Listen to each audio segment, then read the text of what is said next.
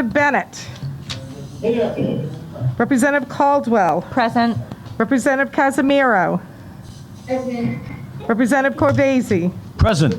Representative Felix. Representative Lombardi. Present. Representative Rhode. Here. Representative Place. Present. Representative Roberts. Representative Bella Wilkinson. Here.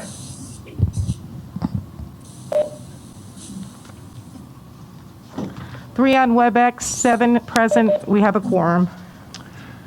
Thank you, Madam Secretary. We are here before the House Committee on Judiciary. The date is Wednesday, March 24th, in room 35 in the State House. We have several bills here, 20, I believe, in number, for hearing and/or consideration. So the first thing I would like to have one of the members make a motion to hold all bills for further study. So moved. Second. Roll call. Chairman Craven. Yes. First Vice Chair McEntee. Yes. Second Vice Chair Knight. Representative Agello. Representative Batista. Representative Bennett. Here. Yes. Representative Caldwell. Yes. Representative Casimiro. Yes. Representative Corvazy. Yes. Representative Felix. Representative Lombardi. Yes. Representative Rhode. Yes. Representative Place. Nay. Representative Roberts. And Representative Bella Wilkinson. Yes. The ayes have it.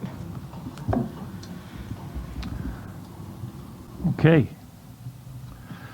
Well, we have several bills that we can deal with fairly quickly tonight, so I'm going to endeavor to see if I can dispose of the hearings on bills that don't have any witnesses and also have members of the Assembly in the House themselves who are here to testify live. So I'll start with House Bill 733.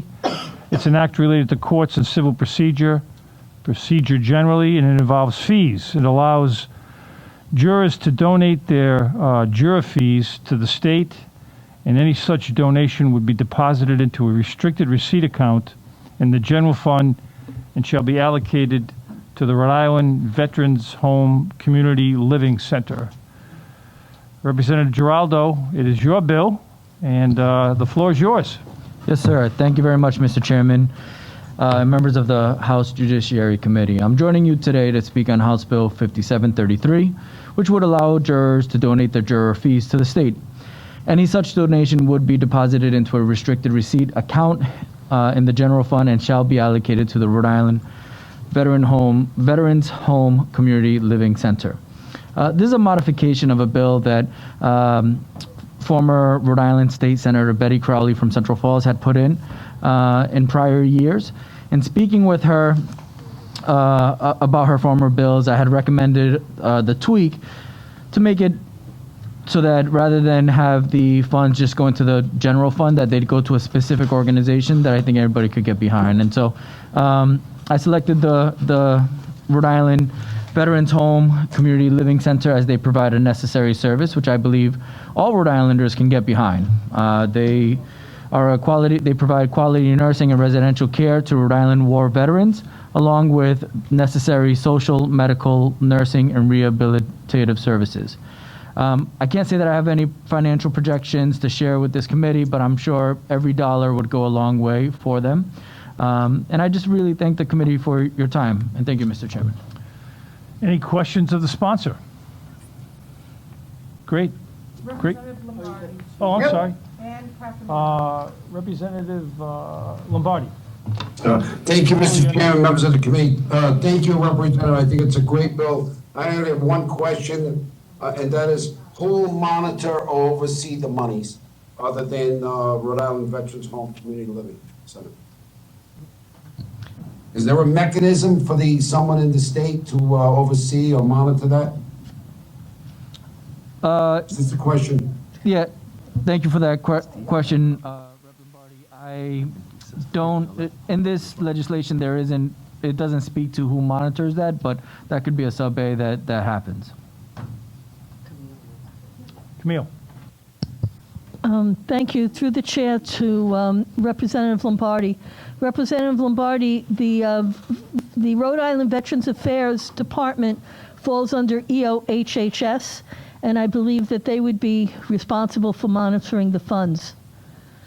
Thank you. Unless we change it in this. Thank you. Thank you. Representative Casimiro. Thank you, Chairman. I want to thank you, Representative. This is a great bill. I can't find anyone who wouldn't get behind this. Thank you for your work on it, and I just appreciate all your work for veterans because I come from a long line of veterans, so thank you. My pleasure. Thank you. Any further questions of the sponsor? Representative Giraldo, thank you very much for your testimony. Great bill. Thank you, everyone. Okay, the next bill is House Bill 5731, sponsored by Representative Potter. It's an act related to food and drugs, force-feeding poultry.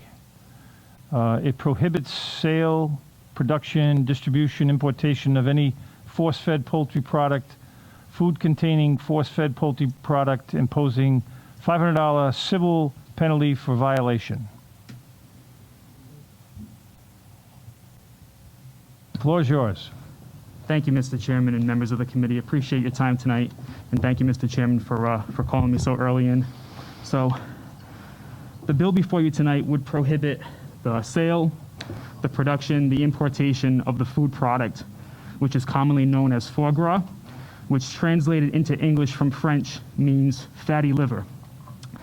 Foie gras is produced from an incredibly brutal and inhumane process of force-feeding ducks and geese against their will multiple times a day by inserting a metal tube down their throats in order to intentionally disease their bodies so that their livers will swell up to 10 times their normal size. I know that sounds like a really graphic depiction, and it is, because there's simply no other way to describe it as anything other than what it is, and that's torture.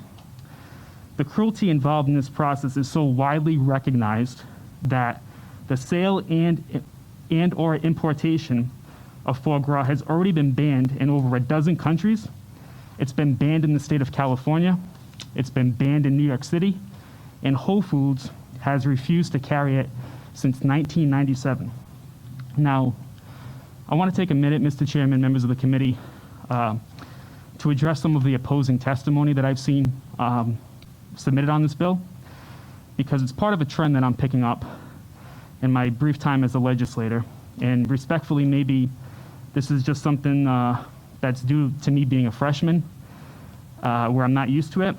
But I've been very surprised to see testimony from people who are either shamelessly misinformed or willing to blatantly lie in their testimony. So I want to make one thing in particular very clear to the committee. The only way to produce foie gras is through force feeding. And we know that not because I'm telling you that, not because a lobbyist is telling you anything differently.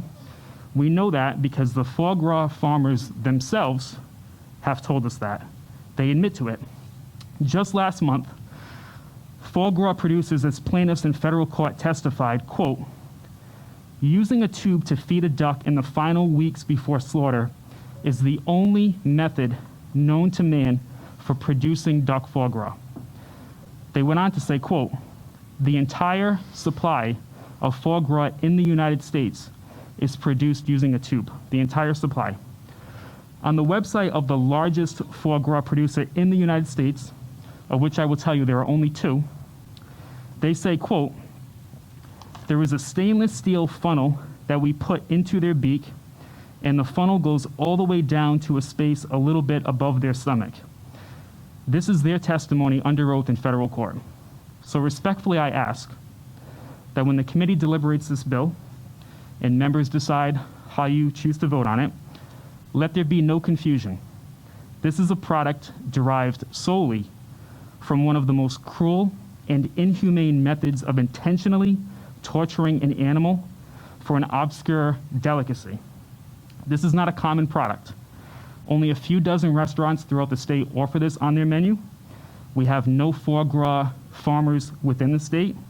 This is not a main staple dish on any restaurant menu where it would be critical to their success. And to those who would suggest that we should just let people decide for themselves, respectfully, I would ask the committee to ask yourselves, how many of them speak French? How many people who order an exotic sounding item off of a menu do we think are aware of the cruelty involved in producing it that you just heard described? And how many of them would support it if they knew where it came from? We have a long history in Rhode Island, thankfully, of supporting animal welfare legislation and defending animal rights. We should be proud of that. The vast majority of people in our state feel strongly against animal cruelty, and passing this legislation is an important step for us to take in keeping in alignment with our values and ethics. We can do that by rejecting such an inhumane practice. So with that, I again thank you, Mr. Chairman. I thank you, members of the committee. I appreciate your time in hearing this bill tonight. I ask all of you for your support, and I'm happy to answer any questions that you may have. Thank you. Dr. Corvazy has a question for you. Representative Potter, not so much a question, but other than abortion and guns, I don't think I've received a greater number of emails from my district or my surrounding area than I have about foie gras, which I find interesting. The only question and this may seem like may seem very mundane or insignificant, but we have to deal with definitions. So, and I support the bill. So anyone who's listening from District 55, I support the bill. But I just want to clarify one thing. First page, line 12, the definitions, force-fed poultry product. I know it says with the intent to fatten and enlarge the bird's liver. Are there any other products from a force-fed process? Are there any other products other than foie gras that would come under that definition? Not that I'm aware of, Okay. and I will tell you, Chairman Corvazy, this legislation is very much modeled after the legislation in California, I and figured it has as much. been refined to be very appropriate to Now, make it very I just specific. wanted to make sure there wasn't anything else that would perhaps come under that definition that we may not be aware of. So, thank you very much. Thank you. Okay.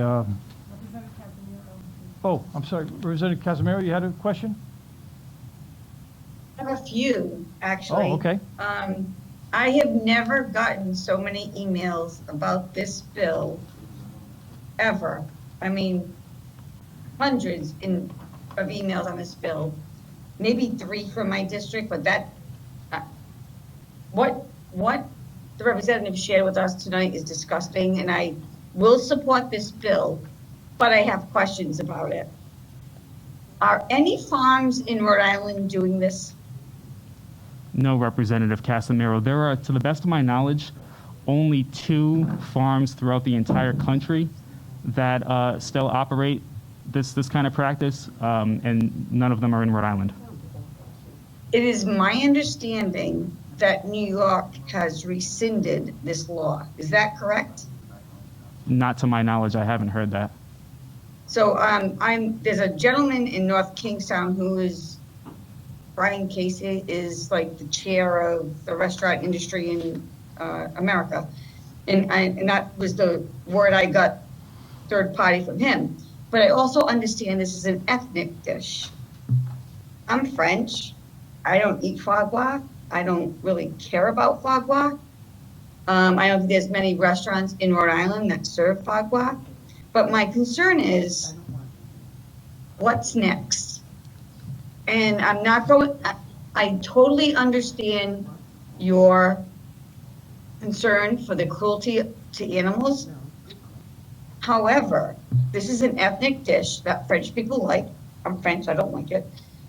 But what's next? What are we going to outlaw? Thai food, Indian food? I mean, what about the fish that we feed in the hatchery and release into the water to be caught, killed, and cooked? I mean, genetically altered fish. Believe me, I'm going to support the bill, but I just have a lot of questions about where this bill will take us going forward. Like, are we going to stop feeding chickens because we slaughter them, or turkeys? I would like to hear your response to that, because I don't eat foie. I don't like foie. I don't want those birds to be, force-fed like that, but where will this draw the line? I think that's a very fair question, Representative Casimiro. And I would say what makes this particular product so distinct is it's the only product where an animal is deliberately force-fed. It's not a matter of raising an animal or slaughtering the animal. This animal is literally experiencing torture in order to intentionally produce that particular product. No other farm animals have a metal tube inserted down their throat multiple times a day to intentionally disease their liver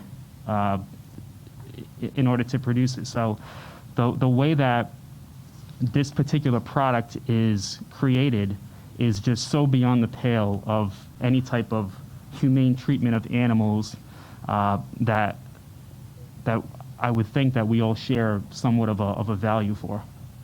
I totally agree with you on that. Do you know, I don't even know if you know, because I don't know, how many restaurants in Rhode Island even serve it? Yeah, there's a few dozen. From the best of my knowledge, it's less than 30 within the whole state. And again, it bears repeating that this is not a main dish on a menu. It shouldn't be central and focused to any one particular operation where it would jeopardize their business in itself. It's really a delicacy. Right, and I totally agree, totally don't eat it, totally agree with the cruelty to animals, but I just want to know, is this going to take us a step further than we really need to go? I will support the bill, I really will, but I just don't know if supporting this bill will take us to another step farther down the road. So that's just my thoughts. Any other questions from the members of the committee? Senator Lombardi. John Lombardi's got a question. John, I'll be right back to you, Dave. Thank you, Mr. Chair, members of the committee. Thank you, Representative Potter. And these are questions. I'm not trying to be cute in any way, shape, or form, because I'm far from that. So, Rep. Casimiro started where my inquiry was going, which was the restaurants that do serve it. If it's, if you're into fine dining and fine French dining, which, many people are, does this mean that they will not be able to serve this? So will this bill run retroactive? Are there going to be penalties if they serve it? I mean, will it be grandfathered in? If say, let's say I own a French restaurant and that's my signature dish. How does that impact me? And that's just the question. Yeah. Respectfully, Rep. Lombardi, this should not be a signature dish. Again, this is a delicacy, so it's my belief that this is not central in a main component to any business being able to operate. This would prohibit the entire sale, production, or importation of the product. So it is, for all intents and purposes, a full ban.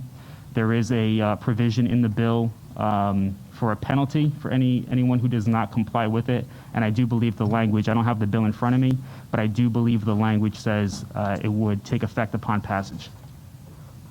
Mr. Chair, may I ask another question? Yes. Thank you.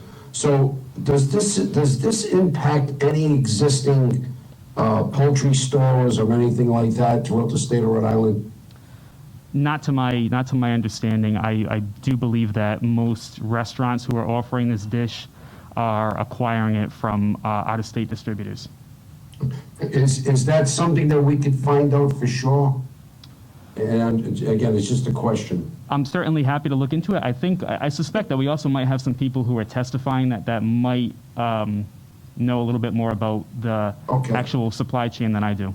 Okay. And Senator Lombardi, I have put that question out there to some of the restaurant organizations, and I'm waiting to get that information. Great. Thank you so much. I appreciate it. Thank you, Mr. Chairman.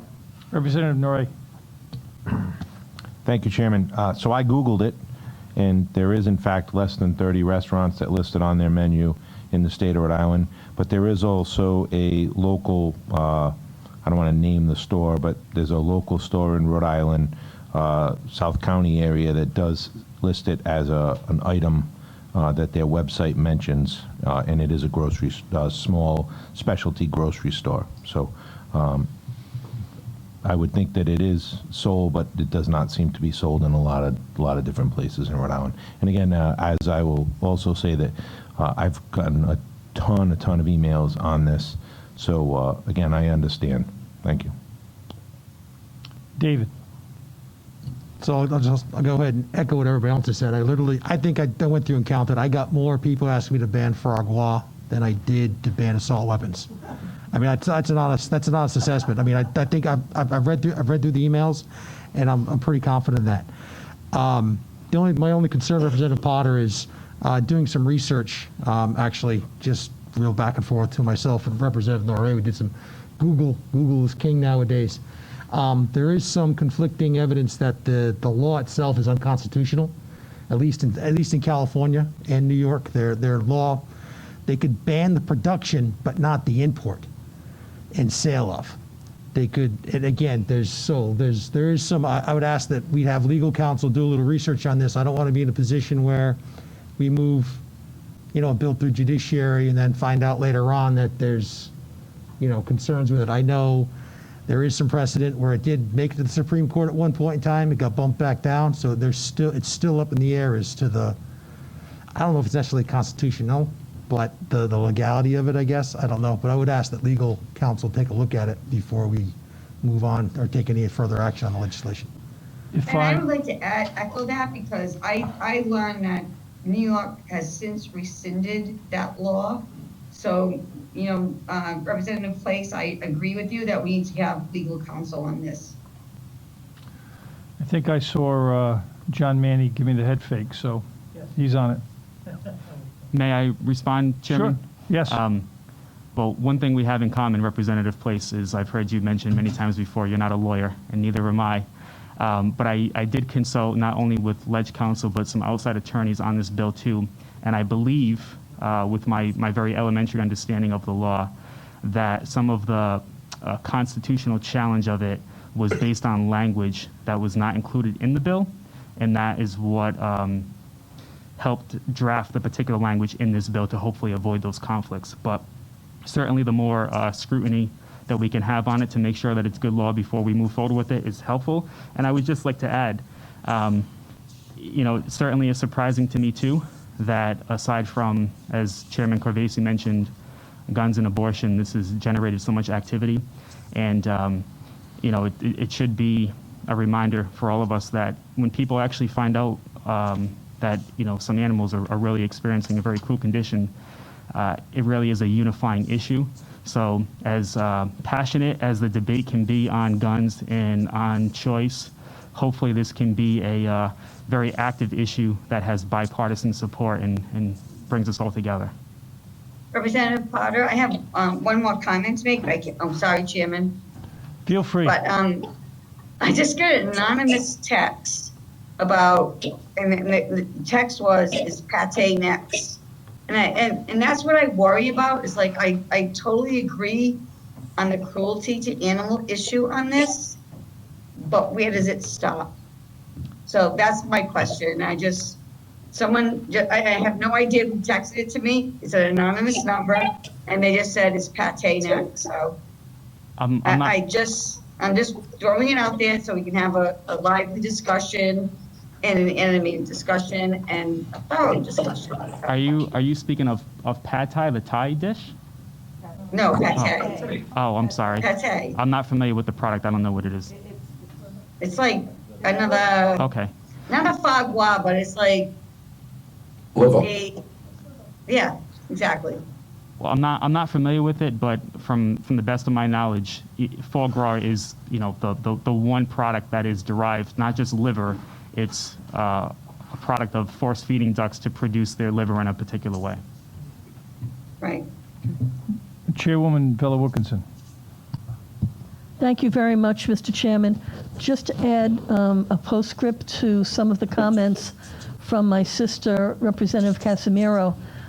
Representative Potter, I also received some emails from individuals who asked if the next step was going to be that we would be outlawing veal, because some people have said that veal is also, the baby calf is treated very cruelly to starve it in order to make the meat as white as it is. I don't know how veal is produced, so my answer to the individual was I can't predict what any of the representatives are going to be presenting in terms of future legislation, but I did want to make sure that you knew that that was a concern that was articulated to me as well. Mr. Chairman? Yes, Representative Yeah, Lombardi. so, and for my sister, Wilkinson, milk fed, but that's another issue. Yeah, I mean, my main concern now is obviously will this pass constitutional muster? And I'm really looking forward to see what John Manny has to say as to why or why not this bill. I mean, if it was just, an issue of a couple of words or, a sentence deleting something, that's certainly something else. But if the body of it is problematic from a constitutional perspective, I certainly would like to hear that because, it's we have too much going on right now, and we get into a constitutional fight about Fragua is, I think, it's certainly problematic. So thank you, Mr. Chairman. Julie? I agree with Representative Lombardi.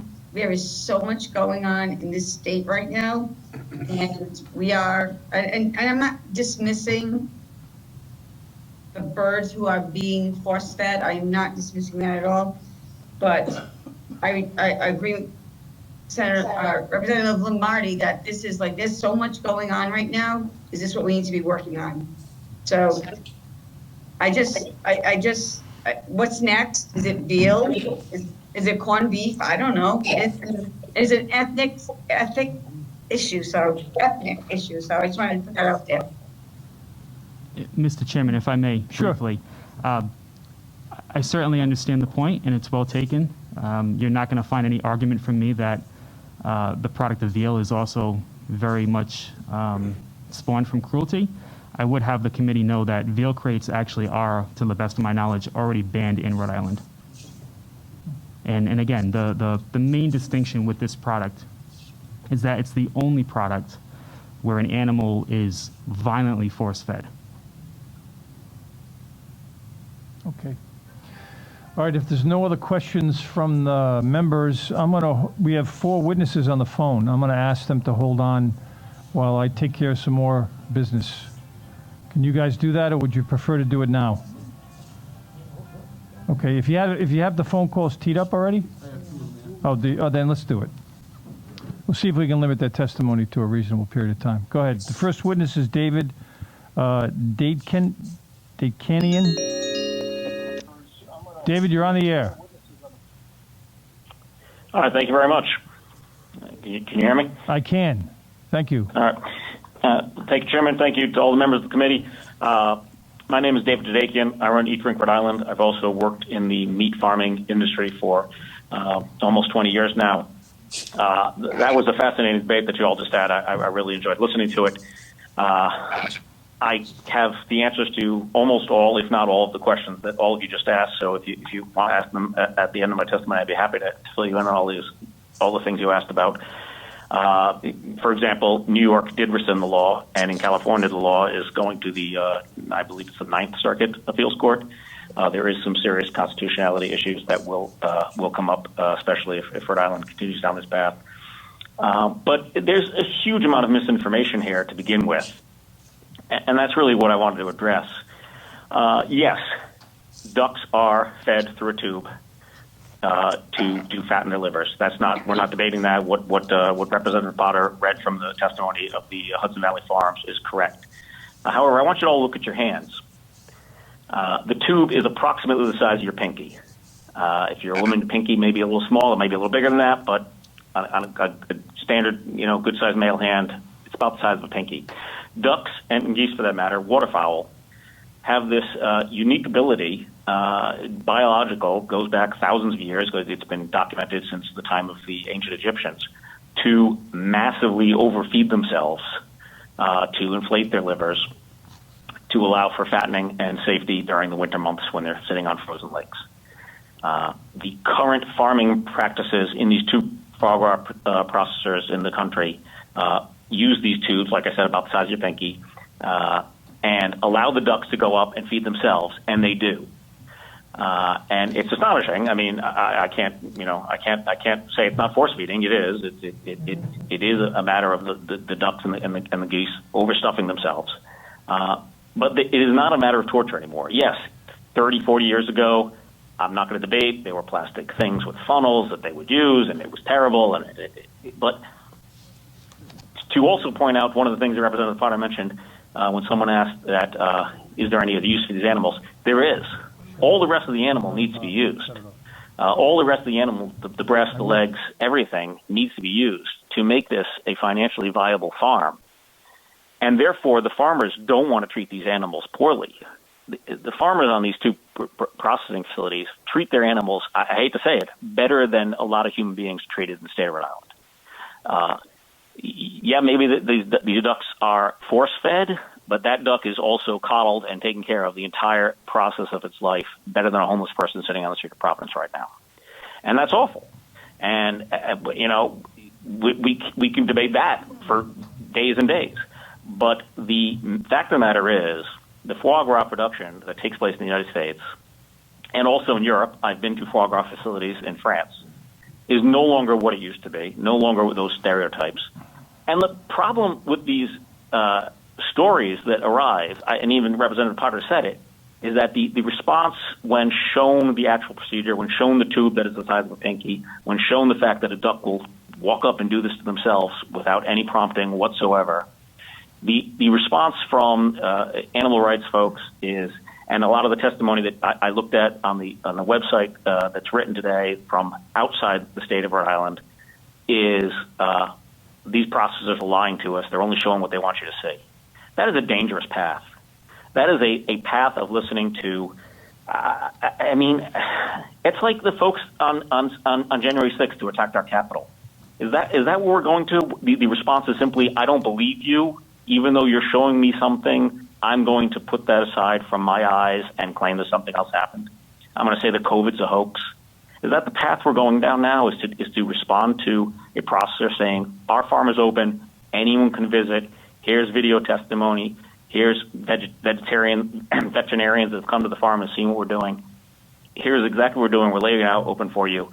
And the response is, oh, that must be a lie. That's dangerous. That is an extremely dangerous path to go down. And I can say this for myself because I've had the privilege, again, as I said, I've worked with meat farming for many, many years. I've had the privilege, and I call it a privilege, of killing a duck by my hand and cutting it open and butchering it myself. And I can go through the entire process with you here. I can go through the entire process of veal with you here if you'd like. All these things that people discussed before I was able to testify, I can answer all those questions for you. I can tell you exactly how this happens. And truthfully, if you had a Purdue chicken this week, or you had some pork from Stop and Shop this week, you had meat from an animal that was treated way worse than a duck that was treated on one of these two processors. I can't speak as well as the California processor as I can the Hudson Valley one, but from everything I've talked to the owners, they process the exact same. And so, yeah, you're complicit in eating bad meat if that's what you had in the last few weeks. Much worse. The capacity for pigs to be in crates at these giant processors is disgusting, and I haven't eaten anything from a processor like that in 20 years. They can't turn around. They can't move. They form sores on their bodies, and that's the pork that's going to Stop and Shop. So, where is this path? I personally would like to see that farm in Smithfield Corporation vanished, but it's a slippery slope toward taking away food from people who can afford a certain level of food, and it's just a dangerous path. I think there needs to be a better understanding of what's going on. I've been part of animal farming for years, and I want to see these animals treated as humanely as possible. But the reality is, people eat meat. A lot of cultures eat meat. As someone mentioned, and I apologize, there was so much testimony before. There's so many reps that spoke up. A lot of this is cultural, And it may a delicacy to one person is a common thing to another person. While we don't have farms in Rhode Island that raise this themselves, it is a product that can be used at restaurants, and it's also, it crosses state lines. It's commerce. There's a lot of benefit there, and banning any food and drink product on the bottom line is just, in my opinion, a dangerous slope. I can tell you how pate is made if you'd like to know. I can answer all those questions that everyone had beforehand if they'd like. But as I said, this is a frivolous bill, unfortunately, and I'm not opposed to animal rights by any means. As I said, I work with a farm that takes very, very good care of their animals, and I applaud that. But this bill, unfortunately, does not apply to what we're looking to do. David, can I hold you there? Yes, absolutely. There were several people that you indicated that that had asked questions, members of the committee, and that you knew the answers. Would you mind putting that in writing and sending it to the clerk of this committee, the Judiciary Committee? I lost track of the questions. I'm sorry. I was listening. It's a hard system to try and watch the website. And if you could, I can give you my email address. If any of the reps would like to email me, I would be happy to respond. My email is David at eatdrinkri.com. It's very easy. David at eatdrinkri.com. And I can get answers to any of the questions any of the reps have. And if I can't, I can certainly find the right person to give the answer. And I know this is off topic, but just the sheer fact that people are receiving more emails on this topic than on assault rifles is just, it's heartbreaking, and just I can't even fathom that right now. I'm not opposed to animal rights and taking care of animals and animal welfare, but when we're placing it above the life of human beings getting shot with assault rifles. David, we're getting a little. I'm sorry. I'm not going to go down that path. I apologize. Go ahead. Okay, Representative Bennett. Yeah. Could you explain what coddling is? When you say these farmers coddle their ducks, I want to know what that means. They take care of them as best they possibly can. This is their livelihood. This is their source of income. This is the way that they make their entire living. And most farms involve families, and that's a mean of their taking care of it. It's not cheap to get ducks and raise them from birth to weight to slaughter. That is an expensive process.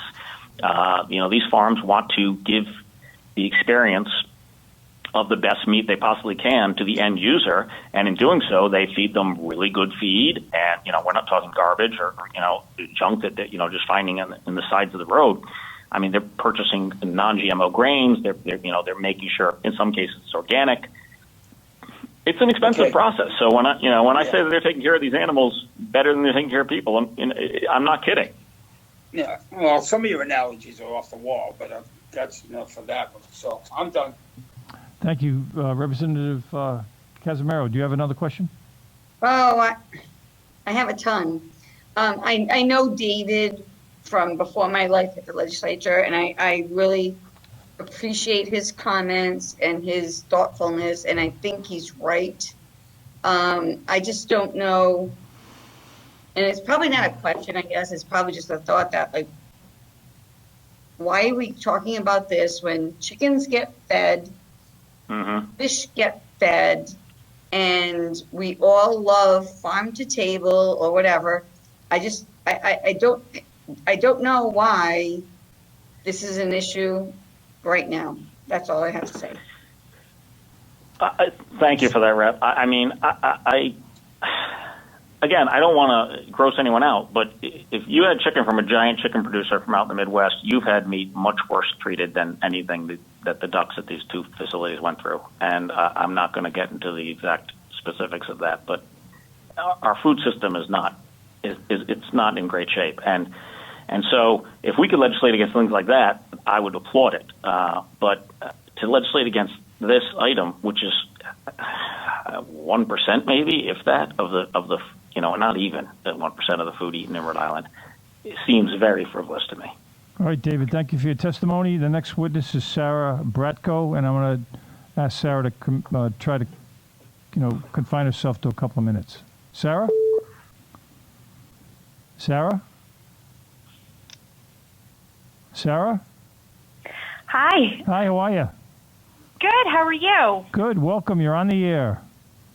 Thank you. And it's a treat to be in Judiciary. I'm very rarely in this committee. But my name is Sarah Bradko here on behalf of the Rhode Island Hospitality Association, and we are here in opposition to this legislation.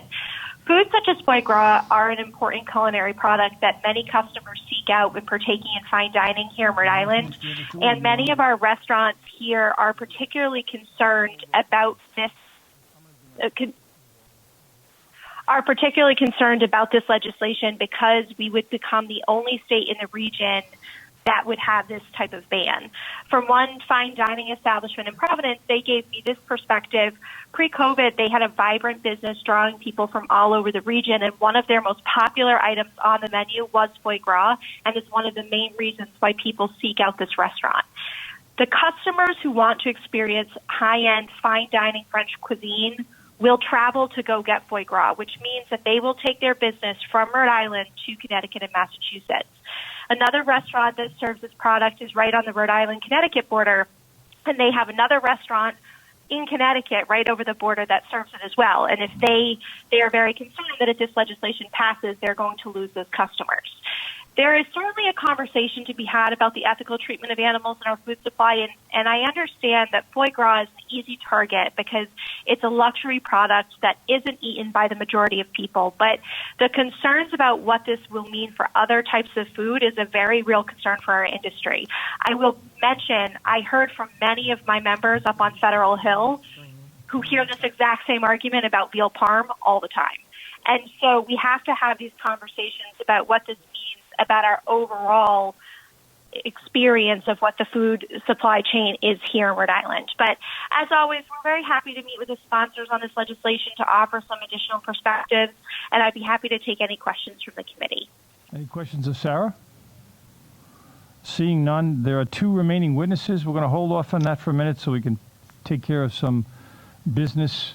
The first is there are three members who have arrived, Representative Agello, Second Vice Chair Knight, and Representative Batista. I assume you want your presence noted and your votes recorded. Yes, please.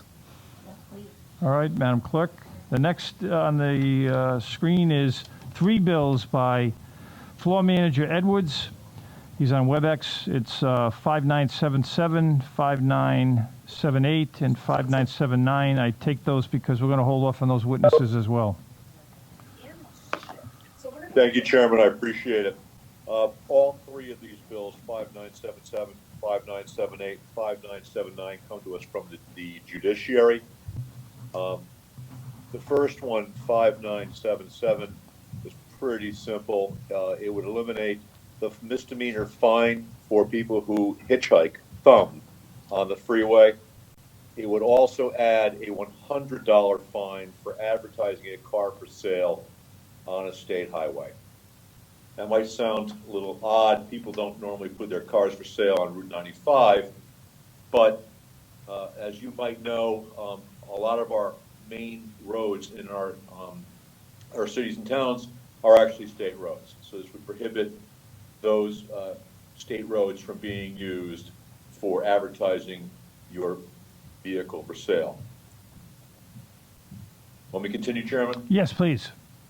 Okay, House Bill 5978 removes the $25 limit on tuition for motorists attending driver's ed. Again, another very smart, very simple piece of legislation. And also would allow the courts to delay the imposition of a suspension or revocation of a driver's license up to 30 days. Again, this is requested by the Judiciary. And the final bill, 5979, would require that all vehicles that are operated in the state of Rhode Island have financial security, also known as insurance. For those of us who drive in the state, we all know that a lot of us have to carry uninsured motorist insurance. Because of those people who don't insure their vehicles, we have to make sure that we have added coverage to cover them. That concludes my testimony, Chairman. I will take any questions if necessary. Otherwise, thank you very much to you and the committee. Doc, I think Jay, there's a couple of questions. Doc? Rep Edwards, Doc Corvazy. Hello, Doc. I thought we already have a law on the books that everybody has to be has to have insurance. It might be the language, Representative, but this is coming in from the Judiciary Department, so they obviously are finding that not enough people have it. The Judiciary Department from DMV? No, from our court systems. Okay, now I am confused. Either we have a law on it or we don't. I think Representative Edwards is saying that this is sponsored by the Judiciary. The Traffic Tribunal does fall under the Supreme Court, its jurisdiction, so this may be coming from the Judiciary, but really from the Traffic Tribunal, who does handle civil matters involving driving without insurance. Thank you. Yes. I mean, if you take a look at it, it is just kind of filling a hole, because the current law says a vehicle that's registered. This also just adds the language "or required to be registered." So if the vehicle's on the road, I guess there's some fine lawyer out there got somebody off because the vehicle wasn't registered. So now I get paid a lot of money on that case. Well, I want you to know. I'm just saying. So again, someone got off because the vehicle wasn't registered because they identified the gap in the law, and they're just filling the loophole. gap. There you go. The loophole. Second Vice Chair Knight. Thank you, Mr. Speaker. I'm just filling in the gap on the $100 fine thing. The underlying statute already provides a $100 fine, so I think this bill just fixes the list of fines and adds it in. So I think that's a cleanup bill. And congratulations, Chair. You did an excellent job on that registration case. And we do have one witness on these three bills from the Rhode Island Judiciary. Is she teed up already? Julie Hamill? If she isn't, then we can get back to her. Okay. Excellent. Thank you, Chairman, members of the committee. My dog is going to go for a quick walk now. Say hello to the dog. Thank you, Chairman. Take care.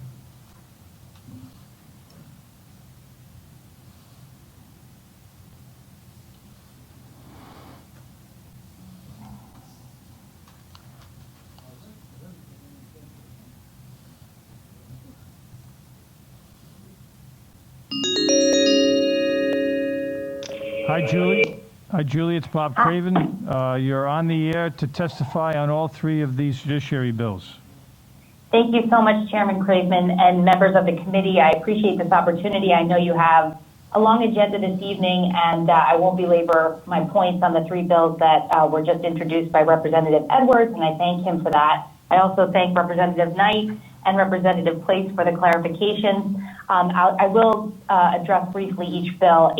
House Bill 5977 was submitted at the request of the Traffic Tribunal. It clarifies that certain sections of the chapter entitled Freeways are violations subject to the jurisdiction of the Traffic Tribunal and are not criminal misdemeanors.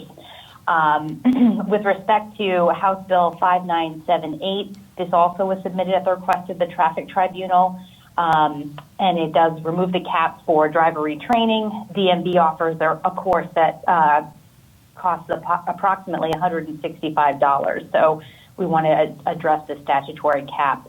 And the second change that 5978 also is seeking to make is to adjust subsection E of 3141.1-6, and it would give the court the flexibility to delay the imposition of a license suspension or to impose it immediately following the conclusion of a case if a judge or magistrate finds that such suspension is warranted.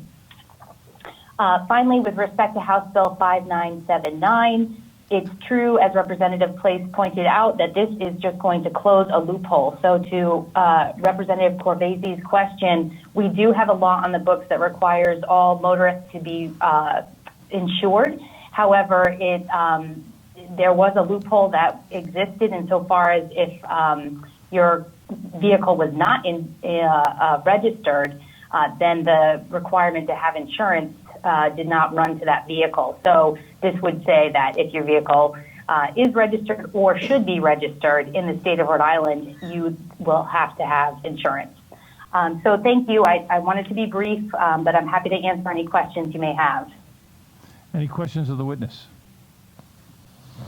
Seeing none, thank you, Julie. All right, thanks very much. That ends testimony on J. Edwards' bills 5977, 59... Mr. Chairman, if I may? Yes, oh, I'm sorry. Hi, I just want to make sure that my attendance is recorded, just coming back from state government. Leo's here. Thank you. She gave me permission to call her Leo, by the way. That's her nickname. And votes. Your Thank votes, you. too. You voted as well. And I believe Representative Roberts is here as well. I see her on the... Oh, she's all set? Okay. All right. So that completes the J. Edwards bills. We will go to Representative McLaughlin's bill, 5997. It's an act related to motor and other vehicle offenses. Miscellaneous rules. It prohibits the operation of a tractor trailer in reverse in a residential district. Representative McLaughlin is here in our room, so we can let him go for the day. There are no witnesses on this bill.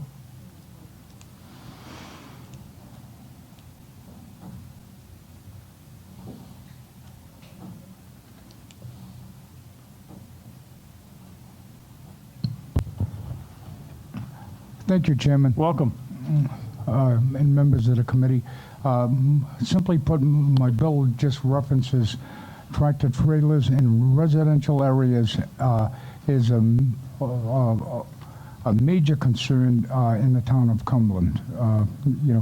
We have a salvage yard, actually 2 or 3 in Cumberland, and basically they're actually going backing up in residential areas where there's a restrictive amount of space to be utilized. There's young children in the area. So in putting this bill forward, I checked with our traffic safety officer.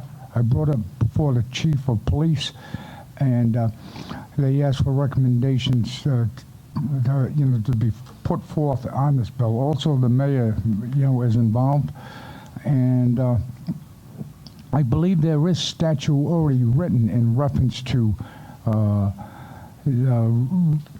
residential areas, tractor trailers, the backing up of tractor trailers, and I would ask, and it prohibits it within 200 yards of any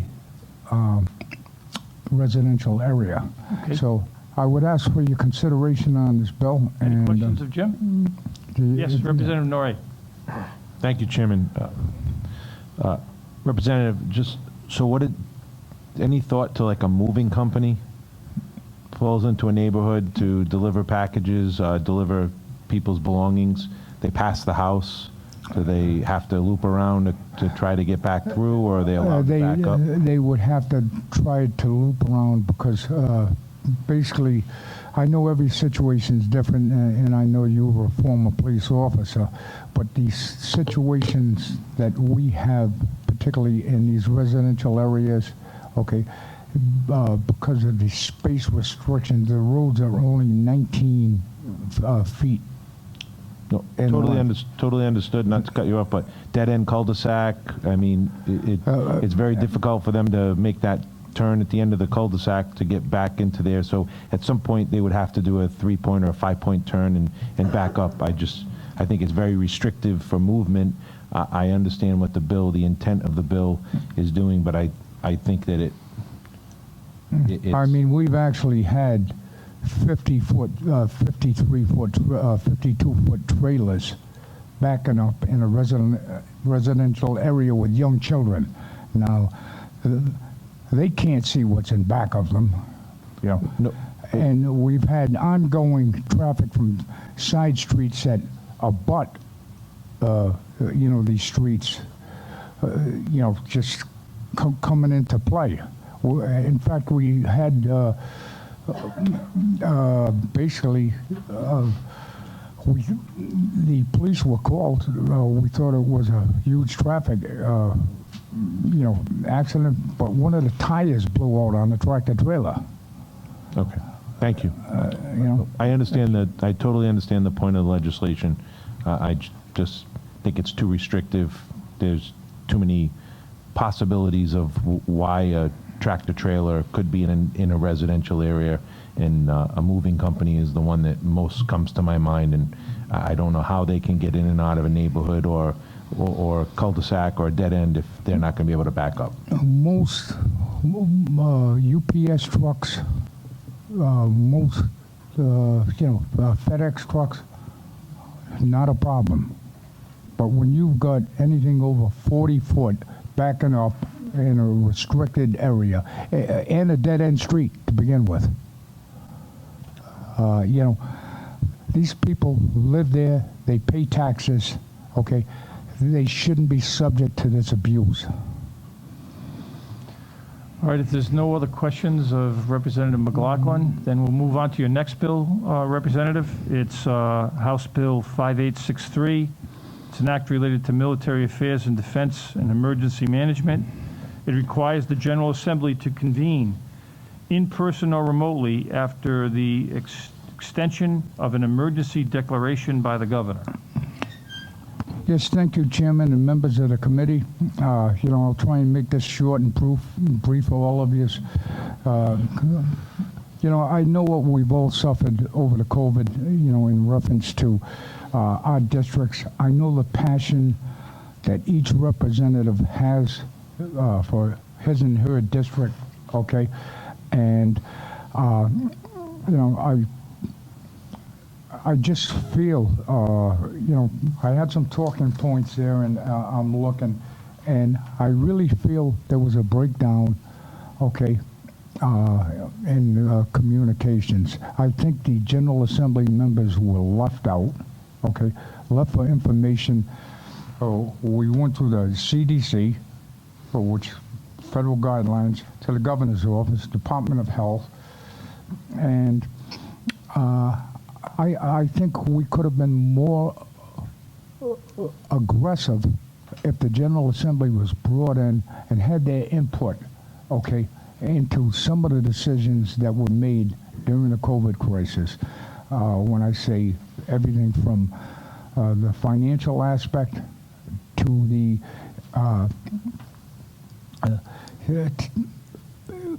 to expedite to get the COVID out more quickly. I know each and every one of us fights for their districts, and I know we would have a lot of input going back to the health department, which we probably already did, but our hands were actually tied, okay? A lot of us, did telecommunication, depended on the health department, depended on Channel 10 and Channel 12 to receive updates on what was going on. And I know many of our constituents had questions for us in reference to, when are we going to get the shot? How is it being distributed and stuff like that. So effectively, what this bill permeates is, if there, God forbid, if there is another pandemic or an emergency, the General Assembly, or it allows the General Assembly to come back within 30 days, okay, thereof, and actively participate, in whatever's going on.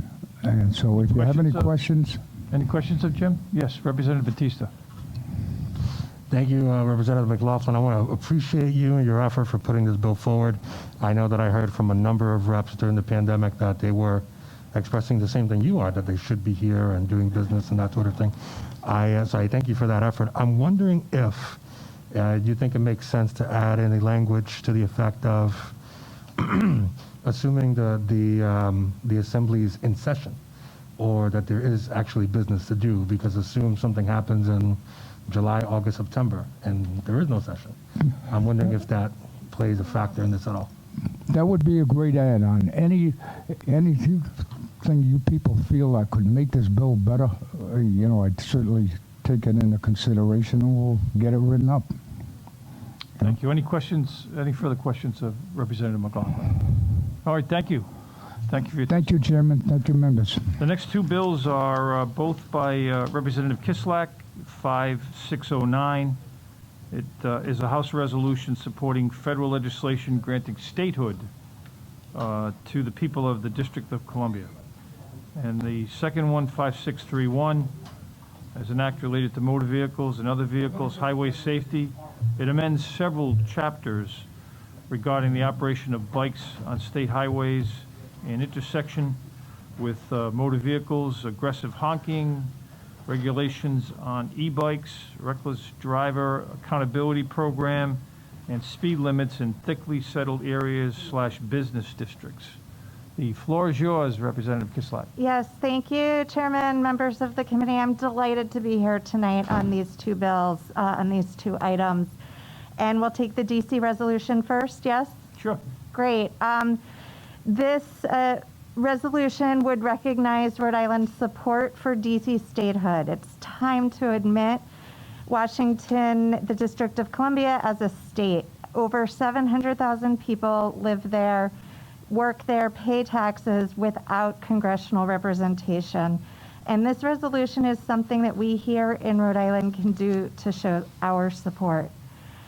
I lived in Washington, D.C. for 3 years when I went to law school. It's really weird to live somewhere and not have congressional representation.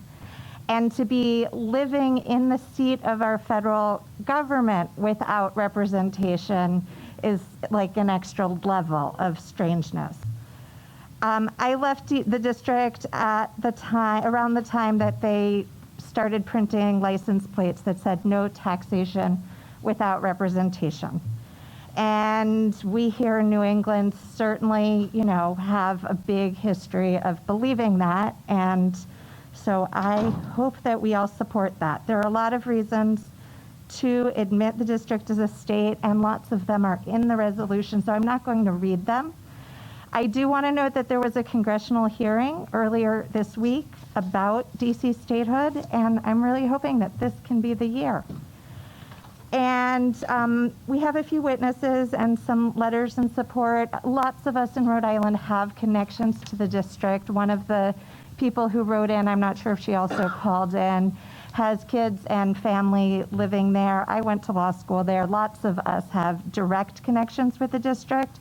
We'll also hear from Senator Paul Strauss, who is the elected representative, a non-voting representative to the U.S. Senate from the District of Columbia, and he's here with us tonight. And I thank the committee for your careful consideration of this measure, and I hope we pass it. Any questions of the sponsor? Okay. Oh, yes, Representative Wilkinson. Thank you, Mr. Chairman. Representative, would you consider expanding this bill to include Puerto Rico as well?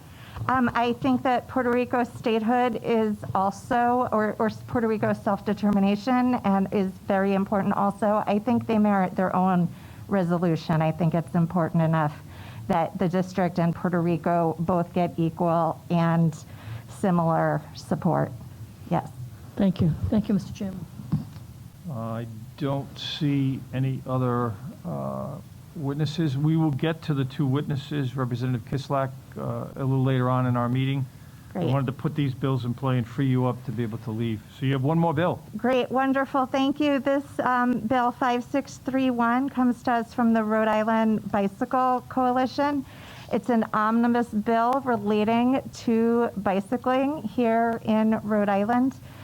I am really pleased that there are a lot of measures floating around and a lot of effort to build infrastructure for bicycling, both physical infrastructure, bike lanes, and other markings on the roads to make it easier, and also legal infrastructure. So we're going to be voting tomorrow night on Chairman McNamara's road safety bill, which is, so what I'm about to present meshes really nicely with that. We're also hearing a little bit later tonight Representative Bagansky's bill on e-bicycle regulation. A substantial part of this current bill, 5631, also seeks to regulate e-bicycles. I think all of this is very important. Lots of us ride our bicycles for transportation, for fun, for exercise. And the easier and easier it becomes, the more of us will do it more. So that's why I am so glad to be bringing this legal infrastructure bill before the committee tonight, and am looking forward to hearing the witnesses as well. There are several sections of the bill, and I'll just summarize them really quickly. One section talks about what bicyclists should be required to do, what the safest practices are. We're not cars when we're on bicycles, so it turns out that some of the practices of bicyclists that can be a little safer are different ways to stop or slow down and look carefully around the intersection. So that's called an Idaho stop and is in this bill. It also seeks to regulate and prohibit aggressive honking, and it has a provision for dangerous driving in there, reduced speeds for neighborhoods, e-bike classification. We have e-bikes. We used to have lots of e-bikes when we had the jump bikes here in Rhode Island, but we have e-bikes. We're going to have more e-bikes. We do not have regulations governing them. And right now it is not legal to ride your e-bikes, as I understand it, on the bike path. But it's also really, really important that that be regulated and safe and legal. And I just want to say about the e-bikes really quickly. I have a dear friend with multiple sclerosis who visited me for a weekend. We rented an e-bike, and she was able to go on a really long and beautiful bike ride with me that she wouldn't have been able to go on. And we rode on a bike path, and that's what folks are doing. So it's really important. And so I support the e-bike regulation in this bill and also in Rep. Bagansky's bill. I think it's important to get that right. There's some bicycle education in here as well. The ACLU has submitted testimony about honking, and I think that when we move forward with this bill, I hope we'll move forward with this bill, that we strike the appropriate balance between protecting bicyclists from aggressive honking, which can be surprising and cause accidents and be dangerous, but also protect First Amendment rights to honking. Like, for example, a lot of the protests that folks might engage in First Amendment activity has moved to car protests because of COVID, and honking horns while driving past a building is protected First Amendment activity. So we need to figure out how to strike that balance.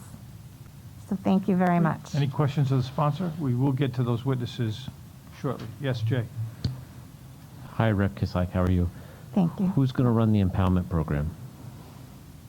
I don't know. I think we should look into that. Okay. And do you have any thoughts that impounding a vehicle involved in motor vehicle offenses with no connection to the driver is, I mean, I got a problem with that, but tell me what you're thinking. Yeah, so Rep. Knight, thank you. This is the first year it's being heard, and very honestly, I am hoping that through this hearing process we can work out some of the details about motor vehicle law. It is an area of law I've never practiced before, so I am sure that there are some technical fixes that are important in the traffic laws sections of this bill. Okay, thanks. Any other witnesses or any other comments or any other questions of the sponsor? Okay, we'll get back to that with the witnesses in the next two bills. Thank you. Representative Nadone's. The first is 5940. It's an act related to the General Assembly Joint Committee on Disaster Oversight. It creates the Joint Committee on Disaster Oversight, which would consist of 12 members to study the impact of the governor's declaration of a disaster emergency pursuant to General Laws 30-15-9. And the second bill, which I'll put them both in place so you can testify to them, Representative Nardone. It's an act related to military affairs and defense emergency management, allows the governor to renew an initial 30-day executive order or proclamation of a state of disaster emergency by the governor for 2 additional 30-day extensions. The floor is yours. Thank you, Mr. Chairman, members of the committee. If I can get my glasses out, give me a second. Okay, what compelled me to introduce these 2 pieces of legislation, they kind of go in conjunction with each other, was the extent of the emergency declaration and the executive orders and the profound effect they had on a lot of the small businesses, particularly gymnasiums, restaurants, and so on. I understand the need for emergency declarations and state of emergencies. The governor needs to act quickly and decisively. We all understand that. I don't think anybody could have predicted the state of emergency that we were in now would be, proceed for over, I believe it's over a year right now. So with these 2 pieces of legislation, it gives the General Assembly some power to act on executive orders. So I'll take 5940 first. Okay. What this does is it sets up a 12-member bipartisan committee comprised of House and Senate members. 5 members would be from the House, appointed by the majority leader. And 2 members of the minority party would be appointed by the minority leader. And then on the Senate side, you'd have 3 members of the majority and 2 members of the minority party. The majority party would be appointed by the Senate President, and the members of the minority party would be appointed by the Senate Minority Leader. And what this committee would do is they would shine a light on the impact of what executive orders are doing to this state, and they would be able to react to those and bring that forth to the General Assembly, so the General Assembly could take action. They would have subpoena power and to subpoena people and subpoena records as well. Okay, and the second piece of legislation, what this act would do is it would allow the governor to renew the initial 30-day executive order on a proclamation of a state of disaster of emergency by the governor.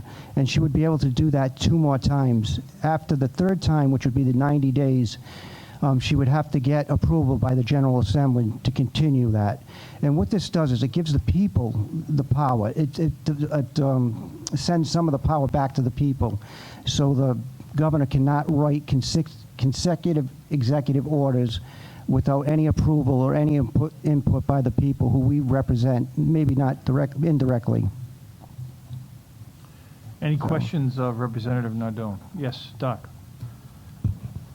I think this bill has potential. Thank you.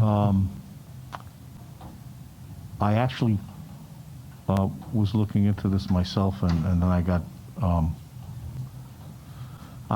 interested in some other subjects, but I think this has potential, Mr. Chairman.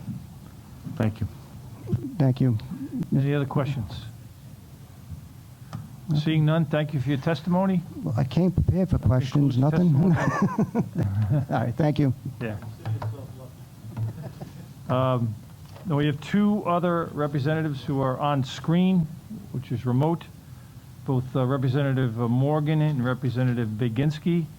I'll take Representative Morgan first. It's a House resolution condemning the major technology companies, Amazon, Twitter, Facebook, Apple, Google, Snapchat, and YouTube for their attack on the free speech rights of the American public. Representative Morgan. Yeah, thank you, Chairman, and thank you, members of the Judiciary, for hearing my resolution.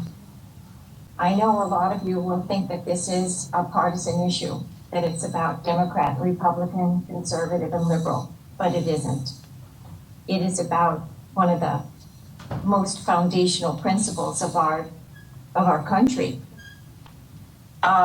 It's hard to believe or hard to think of what our country would look like if the British had been successful in stifling any kind of dissent from the Sons of Liberty up here in Boston.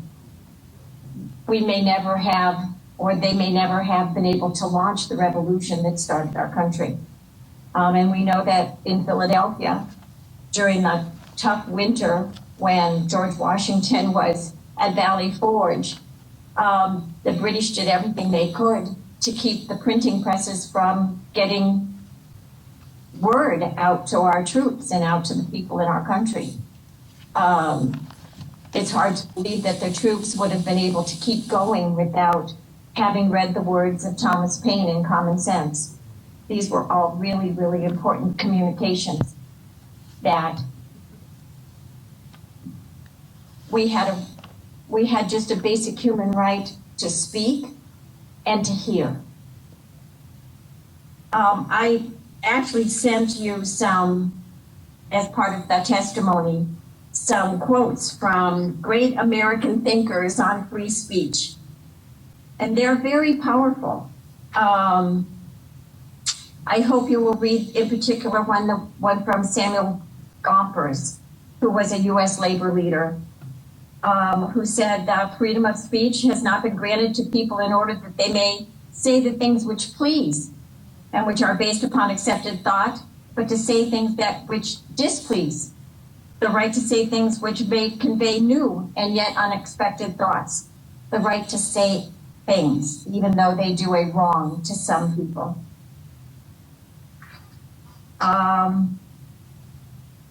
Benjamin Franklin on there, I think they're all good, and I can't match them, right? But there is one in particular that I like, which is William Buckley's, which we are so concerned to flatter the majority that we lose sight of how very often it is necessary in order to preserve freedom for the minority, let alone for the individual, to face that majority down. This is not about President Trump. This is about a lot of people and a lot of newspapers. I've done a search. We've had senators, representatives, and candidates censored, silenced by big tech. We've had websites. The Free Beacon, Breitbart, Resurgent, Felicity, Red State, PJ Media, Judicial Watch, The Blaze, Town Hall, Project Veritas, Life News, Prager University, and Daily Wire. All silenced because of Google's accidental censorship just before the election. We've had influencers like Candace Owens, Newt Gingrich, the Commissioner of the United States Border Control, Mark Morgan, and our own James Wood, all silenced. We've had doctors and researchers censored. We've had cultural targets. There was an ad about President Biden's support for late birth abortion, or late term abortion was censored, wasn't allowed to play. We've had newspapers. The oldest newspaper in the United States today is the New York Post, and their Twitter and website were taken down because they reported accurately on Hunter Biden's laptop scandal. The Federalist, another newspaper, was taken down. The founder of Oculus was censored because he criticized the Communist Party of China. Veritas photos of a detention center was censored. It was a leaked video about the horrible conditions down in the detention center. They were censored. That's a lot of people, and there are a whole lot more that have been censored. And it's not good for our democracy. It's just not good for our freedom and our country. We've had leaders of Mexico, Poland, Germany, and other countries around the world all speak out about this censorship. They know how dangerous it is. Germany and Poland have been have been in the past under the thumb of communist Russia or the Soviet Union. And they've spoken out and said how terribly damaging and frightening this is.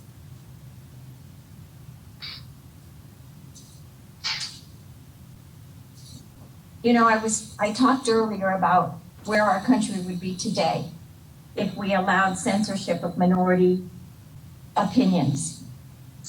And that's what's happening today.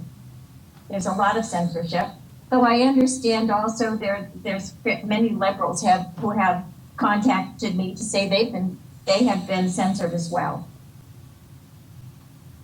In the middle, or about 60 years, 70 years after the United States was founded, we had a civil war. And there were many people who didn't want any debate or any thought conveyed about the evils of slavery. And one of the chief opponents of abolition, or not opponents, but proponents of abolition, was Frederick Douglass. And that is the other testimony that I included in my testimony for you. He came to Boston to speak about the evils of slavery and to try to give people information, to let them hear him and his opinions about the evils and the horrors that were happening to people in the South. He had a speech that was scheduled in Boston, and there were people who were against him, and they were wealthy people. They were people with power. And they not only came themselves, but they hired some rowdy folks to show up at this meeting. And they did everything they could to stop the meeting. It became violent. People were hurt. Property was destroyed. Eventually, the police showed up and broke it up. But the speech was stopped. Frederick Douglass came back a few weeks later, and he gave that speech. And that is in your packet. I'm just going to say a few of the words so the people who don't have access to this can hear it as well. But he said, "No right was deemed by the fathers of our government more sacred than the right of speech. It was in their eyes, as in the eyes of all thoughtful men, the great moral renovator of society and government. Daniel Webster called it a homebred right, a fireside privilege. Liberty is meaningless where the right to utter one's thoughts and opinions has ceased to exist. That of all rights is the dread of tyrants. It is the right which they first of all strike down. They know its power. Thrones, dominions, principalities, and powers founded in injustice and wrong are sure to tremble if men are allowed to reason of righteousness, temperament, and of judgment to come in their presence." He went on, "There would be no vindication of the right of speech to prove that certain gentlemen of great distinction, eminent for their learning and ability, are allowed to freely express their opinions on all subjects, including the subject of slavery. Such a vindication would need itself to be vindicated. It would add insult to injury. There can be no right of speech where any man, however lifted up or however humble, however young or however old, is overawed by force and compelled to suppress his honest sentiments. It is equally clear that the right to hear, to suppress free speech is a double wrong. It violates the rights of the hearer as well as those of the speaker. It is just as criminal to rob a man of his right to speak and hear as it would be to rob him of his money." He was stopped. He was censored. by wealthy, powerful men in the first time he came to Boston. And the people who came to hear him, they lost a right as well. That is what's happening today in our society. And big tech, we no longer speak in the town square. We no longer have pamphlets that are distributed clandestinely among the troops and among the people in colonial America. We have big tech, and that's where most people get to speak and to hear. And it is important to protect everyone's right. And that's what this resolution is about, protecting everyone's right and telling the big tech companies that we won't tolerate censorship. And that's it. Thank you, Representative Morgan. Do any members have a question of the sponsor? All right, seeing none, we will get back to that one remaining witness that's on the list to speak. And we will move on to the last bill of people that are waiting in the waiting room there.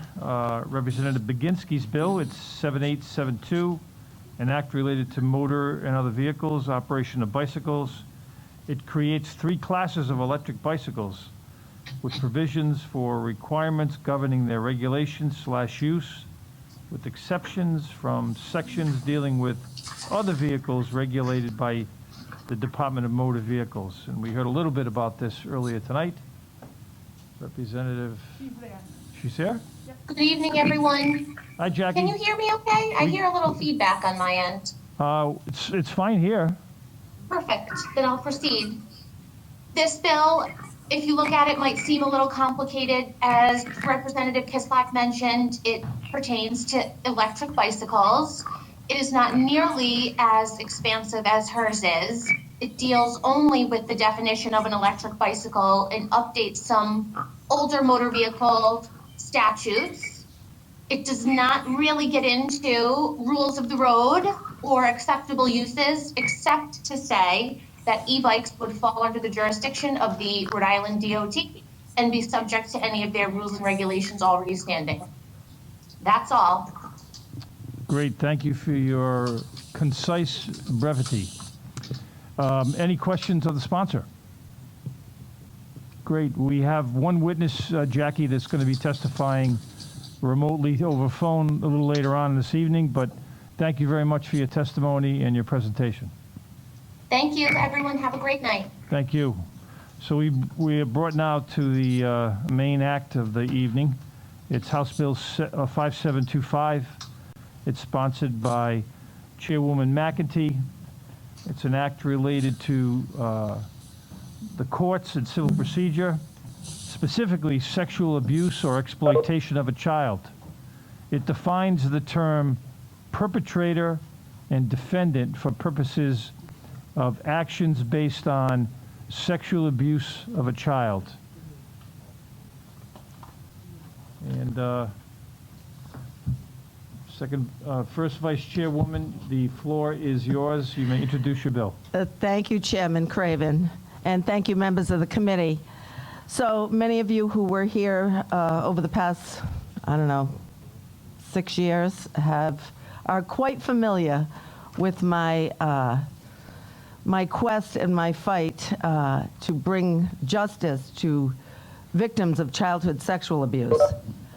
In 2009, this body, this General Assembly, passed a law that extended the statute of limitations for childhood sexual abuse for civil liability to from 7 years, was the current law, to 35 years. Now, we are here today due to the fact that a Superior Court case came down that interpreted our intention back in 2019. And what I am trying to do is clarify the intent of the General Assembly when we passed that law in 2009. The decision, the judge's decision goes on to discuss that because there are 2 categories, perpetrators and non-perpetrators, that the non-perpetrator was descriptive enough to include all non-perpetrators, which means entities and persons who assist or have some kind of conduct that helps the perpetrator along. So what this bill does is it clarifies, and if you go to the language, the underlined language on page 3, you'll see for the purposes of this section, perpetrator defendant means any person whose acts or conduct constitutes sexual abuse or exploitation of a child, or any person or entity whose acts or conduct aids, abets, assists, conspires, counsels, hires, commands, procures another individual to perform or commit sexual abuse or exploitation of a child, or any person or entity who assists in the concealment of the sexual abuse or exploitation of the child, if such conduct could result in criminal liability. Now, it was never my intent as the sponsor for those 3 years that this bill was in play, and it was not my intent when the bill passed that any entity or person who aided and abetted and conspired and concealed and helped in any way to continue the perpetrator's acts of continued sexual abuse of a child, that that person would be let off the hook for civil liability. There was never an intent to create any kind of loophole to let any perpetrator or entity that assisted the perpetrator in the act of sexual abuse to be let off the hook for civil liability. And anybody who has sat here and watched this and saw the numerous victims that came forward at the time, I don't see how anyone could interpret the intent of this legislature to make that finding. But since it has been brought to our attention, I'm here to clarify. So I'm adding in the language to perpetrator defendant. We see many times in criminal law, and let me pull out all these, I have so much paper here tonight. We have many statutes in the criminal law. We have 11-37-3.3, failure to report. I don't have to read all these laws to you, but it's any person who knowingly fails to report a sexual assault or an attempted sexual assault shall be guilty of a misdemeanor upon conviction. Here we have duty to report sexual assault. Any person other than the victim who knows or has reason to know that a first-degree sexual assault or attempted first-degree sexual assault is taking place in his presence shall immediately notify the state police or the police department of the city and town in which the assault or attempted assault is taking place at the time. These are all the general laws of the state of Rhode Island. Liability for aiding, abetting, counseling, hiring, or commanding offenses. Every person who shall aid, assist, abet, counsel, hire, command, or procure another to commit any crime or offense shall be proceeded against as a principal or as an accessory before the fact. Next one, conspiracy to commit offense. Conspiracy, except as otherwise provided by law, every person who shall conspire with another to commit an offense punishable under the laws of this state shall be subject to the same fine imprisonment as pertains to the offense which the person shall have conspired to commit. So it's been held by the criminal courts that people who conspire to commit crimes or fail to report or aid and abet are held to criminal liability. What I'm asking you, members of the committee, to listen to tonight and to me to say that we intended this all along. We never meant to create a loophole for anyone, for the church, for the Boy Scouts. We've seen it on and on again throughout the course of the testimony 2 years ago and 3 years ago, and you're going to hear some of it again today.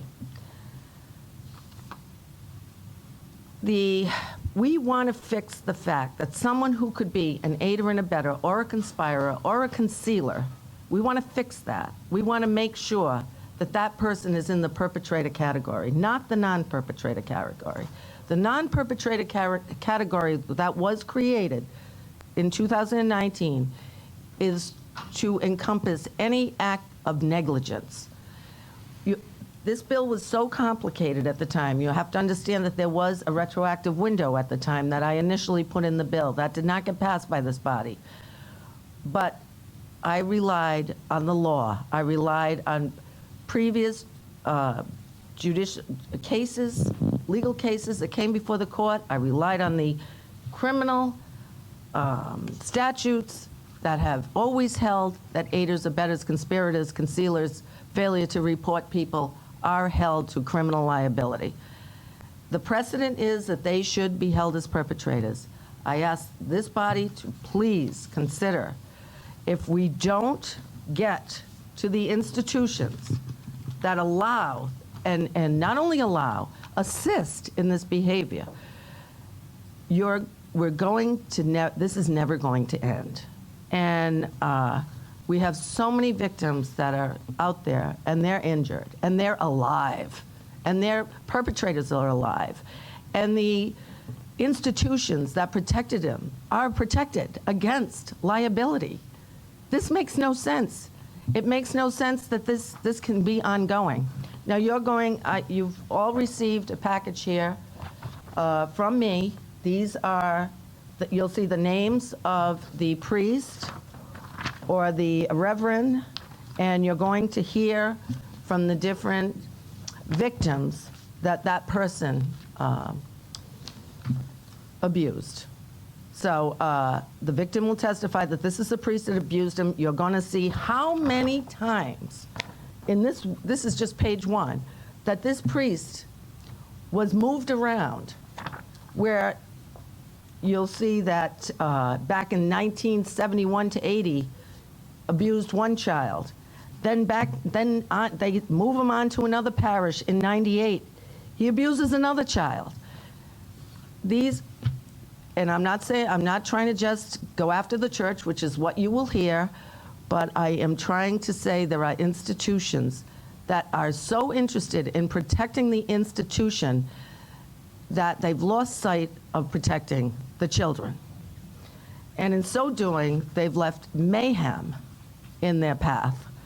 So you're going to hear from one after the other. Many of these victims, this abuse could have been avoided if, in fact, when the incident was first relayed to the church or the Boy Scouts or St. George's, the school, that the others would never have been abused. But because of the concealment, because of the moving around from parish to parish, and it was when one priest was moved to another parish, the parish had no idea that the prior parish had issues with pedophilia from this particular priest.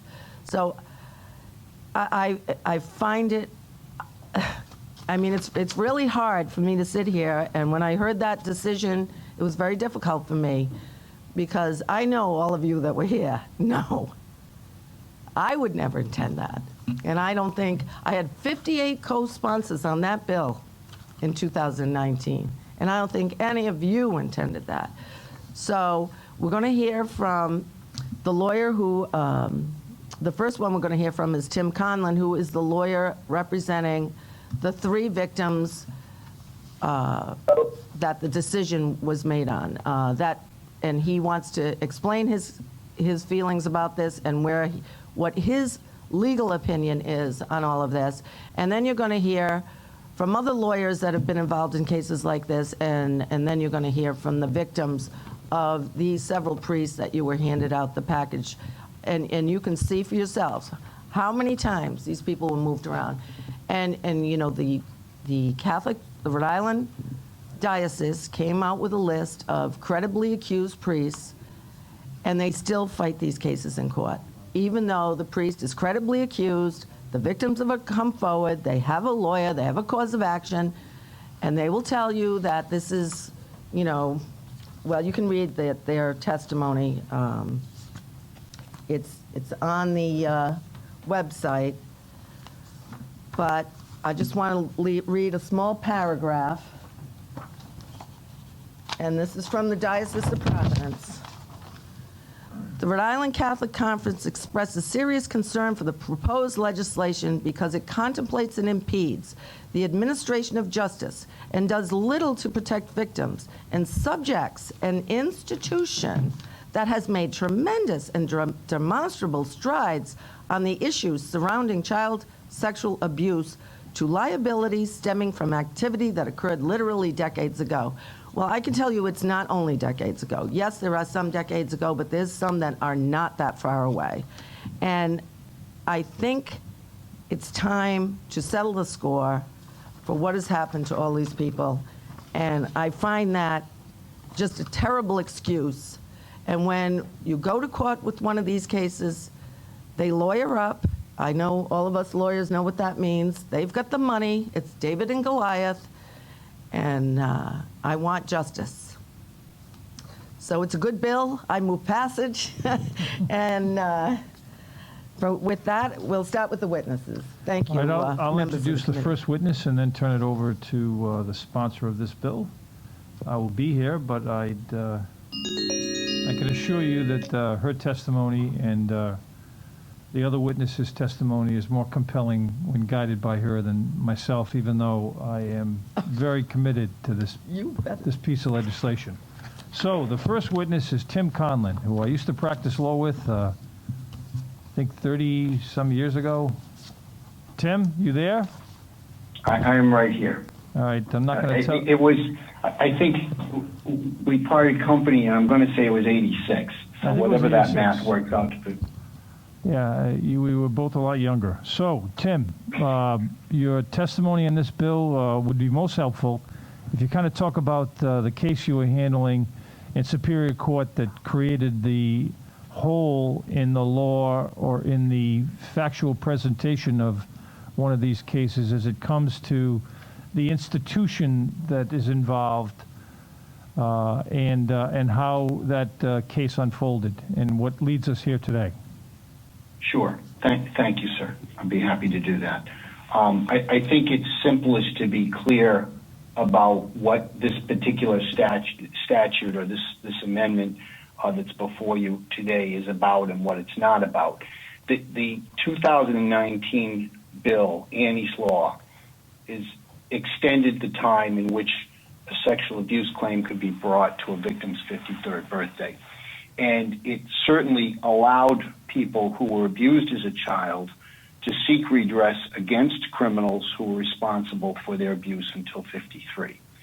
And I think it's important to focus on that because the bill was very clear in providing retroactivity as to those kinds of claims. So I say that because reading what the diocese has submitted, you know, they swoop in with these concerns about, quote, old cases and stale claims. That ship has sailed. Okay? This body and this legislature has clearly spoken about the right of victims to recover until their 53rd birthday and provided for retroactive relief against criminals for their sexual abuse. Where the issue then arises, and it's interesting because I heard someone use the term cleanup, and you quipped about, you know, about taking the case along in behalf of the unregistered driver. I view this as a cleanup in connection with that bill because certainly all of the discussion that was before the legislature back in 2019 spoke about the rights of the victims and expanding the remedies that were available. And I certainly don't recall, I'm not going to say that, well, I was present for virtually all of the testimony. I don't recall anyone suggesting that you were attempting to narrow the class of criminals who would be considered perpetrators. But that's exactly how it is that your bill has been interpreted. So I view this bill today as closing a loophole that makes about as much sense as allowing a driver who didn't register his car to escape mandatory insurance because of a bill that spoke of registered vehicles instead of vehicles that are required to be registered. So let's look at the distinction, and I'll make it very simple, the distinction that is at issue and has to do with criminal misconduct.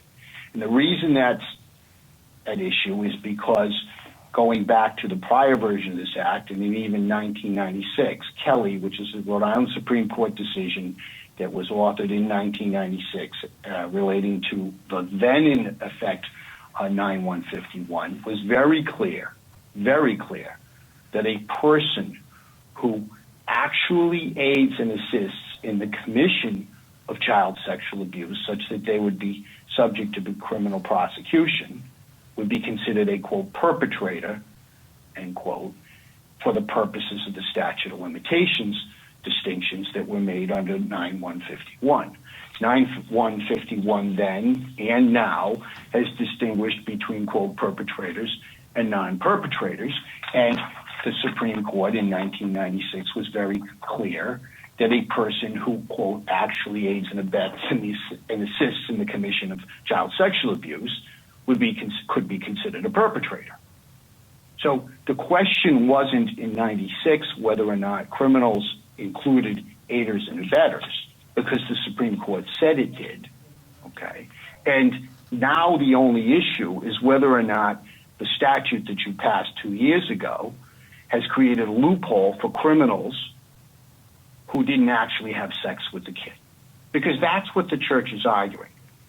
They're not arguing, and I say the church because the only document I've seen in opposition thus far is one from the church.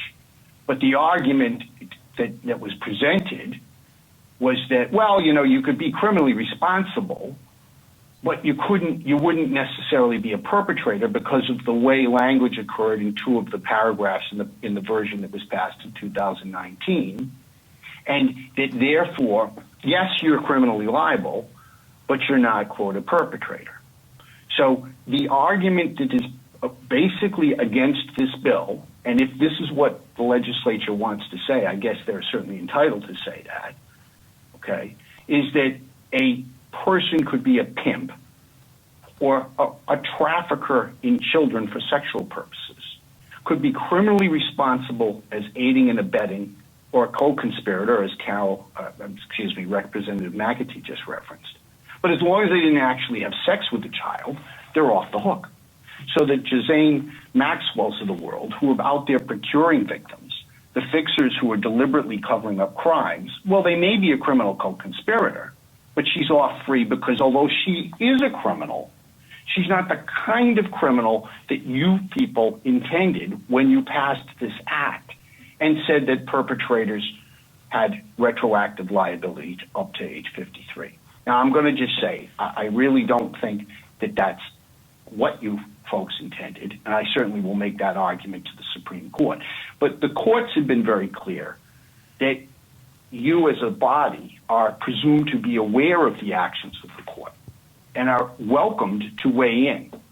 And I would suggest that that's entirely appropriate in this instance. If you folks intended to narrow the class of criminals that came within the scope of the existing sweep against perpetrators, then don't pass this bill. But if what you're intending to do is make it abundantly clear that any person who's criminally responsible for sexual abuse is not going to get the same kind of pass that mere negligence is given. And that's really what this comes down to, because 9151, both then and now, was in distinguishing between perpetrators and non-perpetrators, has enhanced penalties, if you will, and it is stronger remedies as to those who are criminally responsible. Until that loophole is read into the 2019 version, and essentially, well, okay, but we don't mean all criminals, we only mean the criminals that had sex with the kids. And the aiders and abettors that used to be subject to perpetrator status under the prior version of 9151, well, they're just escaping through that loophole. So this is very simple. The legislature has the opportunity to make it abundantly clear that they were attempting to protect the rights of victims against any person who had criminal responsibility for the sexual abuse of a kid. And just as is the case throughout criminal law, if you're driving the getaway car, you go down for the murder that was convicted by the guy who was in the bank. The church has suggested that although they certainly may be criminally responsible, that they should get off on this technicality. And I'm certainly suggesting that this body should be clear with the courts as to what its intent was and is. Thank you. Thank you, Tim. Any questions from any of the members of the committee? Seeing none, I guess you did a great job. So thanks a lot, Tim. We appreciate your testimony. I don't believe it was the intent to let these criminals off the hook for civil liability, and I appreciate you hanging in there tonight. So thanks a lot. Thank you, sir. Thank you. Have a good evening. Next witness is Carmen Durso, attorney Carmen Durso. Hello, Carmen, are you with us? I am, thank you. Good evening. Welcome to House Judiciary. You have the floor. Thank you very much, Representative McEntee. My name is Carmen Durso. I'm an attorney licensed in Massachusetts. My office address is 175 Earl Street in Boston. I've been practicing law for 55 years, and for the past 30 years, I've represented survivors of sexual abuse in claims against perpetrators and the institutions where the abuse occurred. I was actively involved in the passage of the Massachusetts Sexual Abuse Statute of Limitations in 2014, and I was co-counsel in the claims that were brought against the St. George's School, I think it was 4 years ago now. I'm speaking in favor of Bill number 5725. This bill would make it possible for people who were sexually abused as children to bring legal actions when they're adults against responsible individuals and institutions other than the direct perpetrator. Why should institutions be held responsible in this way? Well, first thing is to understand when we say institutions, we're not talking about the Catholic Church. We're talking about the groups of institutions that we refer to as YSAs, youth-serving YSOs, youth-serving organizations. The largest youth-serving organizations in our society are our schools, and that is where most of the issues are happening today. The Catholic Church certainly has had their share of perpetrators and will have others in the future, but in sheer numbers, they don't begin to match up to what's going on in education. Sexual abuse occurs where the abusers have the best access to potential victims. Abusers are drawn to work or to volunteer in organizations where they get that access to children. Not only do they have access to numbers of children at any one time, but there's also a continuing new pool of children to replace them periodically, usually every year. That reason, while what we call familial abusers, relatives, in-laws, boyfriends, those type of abusers usually only have 1 or 2 victims because that's all they have access to. Institutional abusers can have as many as 100 victims, according to a number of studies. A woman whose name is Cheryl Shakeshaft conducted a study in 2004 for the U.S. Department of Education, and she studied all of the literature on the subject at that time and concluded that 10% of all children in schools are subjected to some form of sexual abuse. We probably can't stop all sexual abuse from occurring. The people who abuse are probably a subset of society. They are different from you and me. They do not, they recognize that other people see sexual abuse of children as being wrong. They try to hide themselves from being discovered as a result. But their view of what they're doing is that, if anything, they're conferring a benefit on the children. So until we figure out where these people come from, how they get that way, we're not going to stop sexual abuse from occurring. But what we can do is make the institutions, the YSOs, do the things which will make it more difficult for abusers to have access, and whenever we discover a perpetrator, to stop him. And that's where we have really failed. The problem is this: successful institutions reach a point when the most important thing to them is the continued success of the institution rather than the safety of the children for whom the institution was created. So you have public schools with mandatory Title IX federal programs, and no one in the school knows who the Title IX coordinator is, and no one ever reports the abuses to him. We have schools where teachers who are reported to superintendents for improper activities, and they're allowed to resign and move on to other schools where they do it again. You've heard the stories about the priests who are moved to from parish to parish. Howard White was an Episcopal priest and a teacher at St. George's. Howard White went to jail because there was a fluke in the law, the criminal laws of Massachusetts. He abused a boy in the early 70s at St. George's, and one time he took him to Massachusetts to a hotel in Boston and sexually abused him there. Because he left the state, it was possible for him to be criminally prosecuted. This happened about a year or so ago. He served his time, and after that, there were police officers from North Carolina waiting to pick him up and bring him down there, because when he left St. George's School, he left with the blessings of the school. They even gave him some money for his traveling expenses. He went on to other states, including North Carolina, where he abused other people. By allowing abuse survivors to bring suits against institution, we're creating a situation in which the institution receives a financial incentive to do what it should. The Catholic Church has made significant changes in its personnel procedures because of civil litigation. Other groups have begun to follow suit.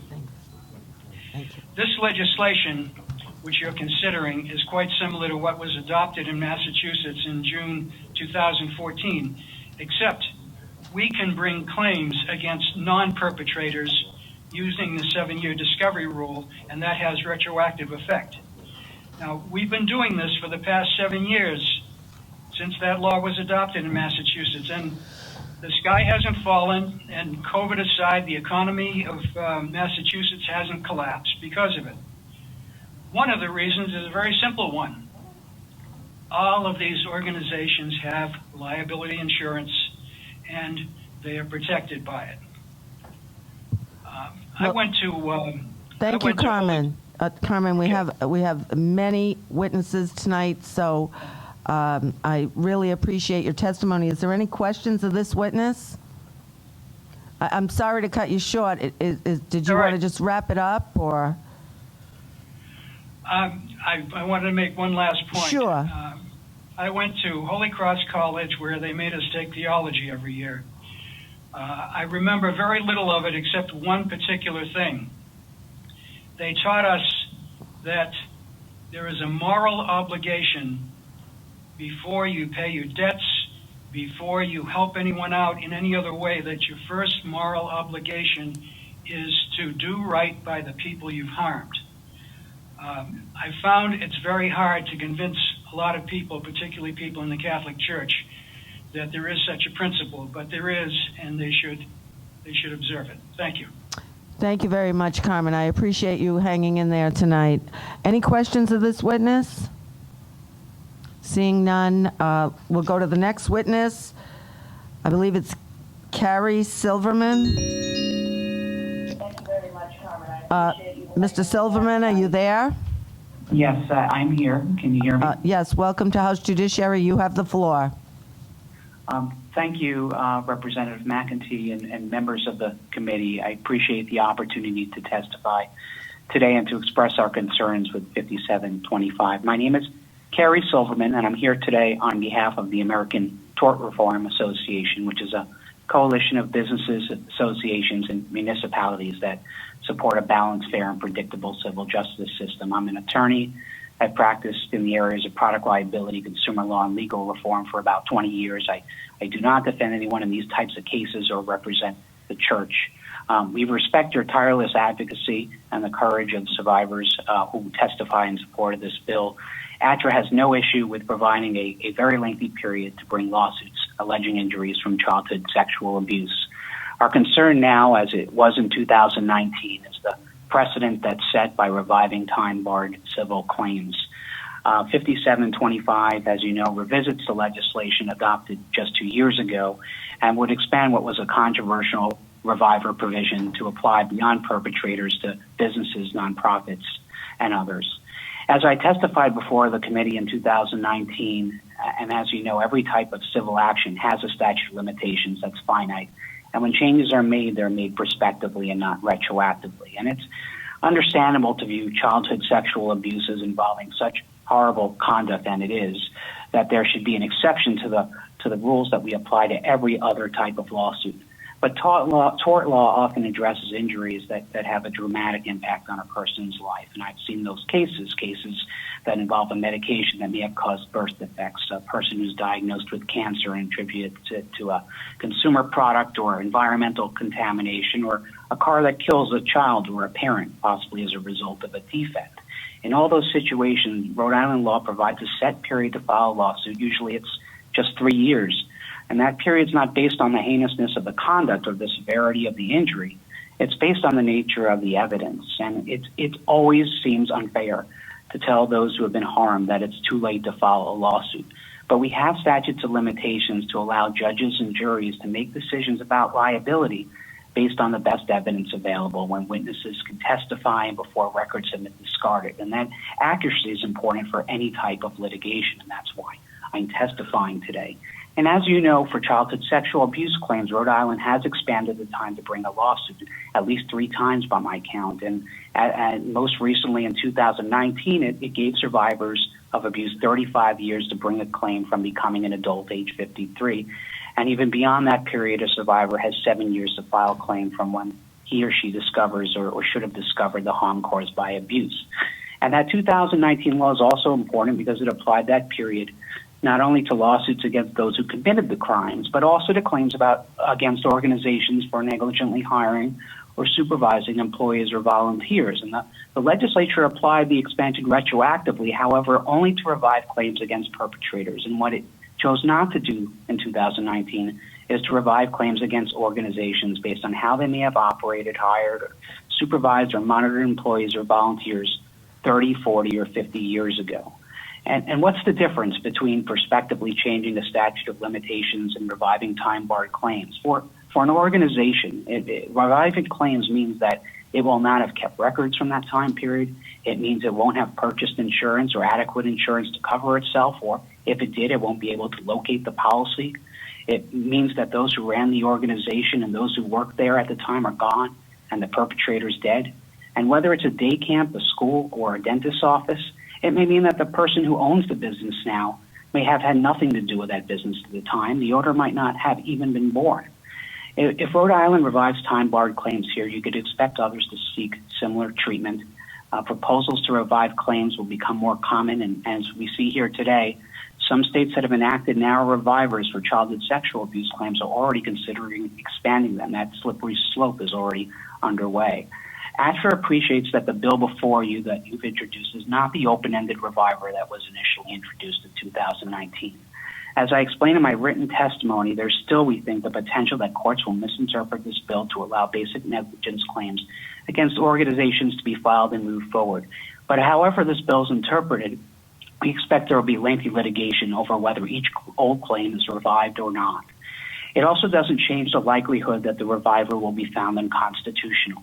A minority of states, such as Massachusetts and Connecticut, do permit revived claims, but Rhode Island is not one of them. The Rhode Island Supreme Court has clearly said on a previous extension to this very statute that it follows the majority approach and that due process doesn't permit legislation that revives claims after the statute of limitations has expired. And it's my understanding that there's a case that's already pending before the Rhode Island Supreme Court regarding the 2019 legislation. And it's for these types of reasons that, and policy and constitutional reasons, that despite a lot of pressure, understandable, to revive time-barred claims, most other states haven't gone that route. Instead, most states have adopted a finite but longer statute of limitations for childhood sexual abuse claims and other claims and applied that period going forward, as Rhode Island has done.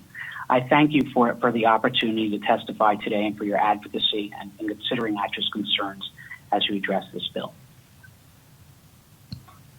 Thank you, Mr. Silverman. Any questions of this witness? Representative Knight. Hi, sir. How are you? Good, thank you. Are you aware, first of all, you're a lawyer, but you're not licensed in Rhode Island, right? That's correct. All right. Are you aware that in Rhode Island there is no statute of limitations for a criminal case against a person charged with sexual assault or child molestation? Yes, and that's the case in many states. Right. And I take it that your testimony says there should be a statute of limitations for entities that assisted child molestation and sexual assault. Well, let me clarify. I mean, if you're talking about a criminal statute of limitations for those who engage in abuse, and for those types of claims, that my testimony is about civil litigation. There's significant differences between a criminal claim that goes through a grand jury, an indictment, and a beyond a reasonable doubt standard, and civil claims that are based on a preponderance of the evidence, which just simply means more likely than not standard. Yeah, but there is one similar component between the two, and that is your argument that statute of limitations are good because as time goes on, memories fade, witnesses disappear, and it becomes harder to pursue a case. And so what we have here in Rhode Island today is this crazy, if you ask me, situation where a human being, right, can be charged with a sexual misconduct decades after the event occurred and be subject to those same memories fade, witnesses disappear problems. But an entity, right, an entity in a civil court, they don't have to run that risk, even though they may have been involved in the despicable and revolting behavior in the first place. And, you know, often, let's face it, entities are run by human beings as well. And I don't know which is worse sometimes, the person who does the act or the person who shields their eyes and abdicates their moral responsibility to report or intervene or to protect. So while I appreciate what you're saying, and I strongly suspect that your argument fundamentally boils down to it's going to cost a lot of money to expand this statute of limitations, it is not right to have two different sets, essentially, of bad actors. One of them protected by the law because if we hold them accountable, it's going to cost a whole bunch of money, and the other one held accountable because the system, you know, at the end of the day, the only thing that it's going to cost is that person's life in prison. If I may respond just briefly, we have that type of a system in place, that distinction between civil and criminal claims now. I mean, you could have a murder, and a murder is going to be subject to a certain statute of limitations and standards in a criminal case that is going to be much longer. I don't mean to interrupt, but it's not in Rhode Island. Well, wrongful death case in a civil case is, I believe the statute of limitations is 3 years. You said a murder. There's no statute of limitations. Right, I understand. I'm comparing the two. And if you have a case in the criminal system, you're going to have no statute of limitations for murder. You're going to have a 3-year statute of limitations to bring a civil wrongful death case over the same conduct. Well, I hear you. And two wrongs don't make a right, is what I'm saying. You know, here the judiciary has made a decision. The Judiciary Committee and the Rhode Island House of Representatives has made a decision, prompted in part by the despicable and revolting behavior of the hierarchy of the Catholic Church over a period of decades in our state, the most Catholic state in the Union, to try to hold these entities responsible. And, you know, that would include the Catholic Church. And I just want everyone to know, I mean, I appreciate where you're coming from. It's a well-formed, reasonable argument. I read your letter, and I read it intently, and I see where you're coming from a certain point of view. But from a different point of view, that of one of sort of equal treatment of bad actors, you know, this might be a situation where, cost be damned, we have to stand up for what's right as a government. Thank you, Representative Knight. And thank you, Mr. Silverman. That concludes your testimony. I don't see any other questions. So next, we have Attorney Katherine Robb from Child USA. Katherine, are you with us? I am with you. Well, welcome to House Judiciary. You have the floor. Thank you, Chairman Craven and Vice Chair McEntee, and the members, the committee members, for allowing me to testify in support of HB 5725. My name is Katherine Robb. I am the Executive Director of Child U.S. Advocacy. I am a mother, and I am also a survivor of child sexual abuse. Starting at age 9, I was repeatedly sexually assaulted by someone I knew and trusted. So my voice here tonight is not just as an expert, advocate, and attorney, but also as that voice of that little girl and a voice for all children in Rhode Island.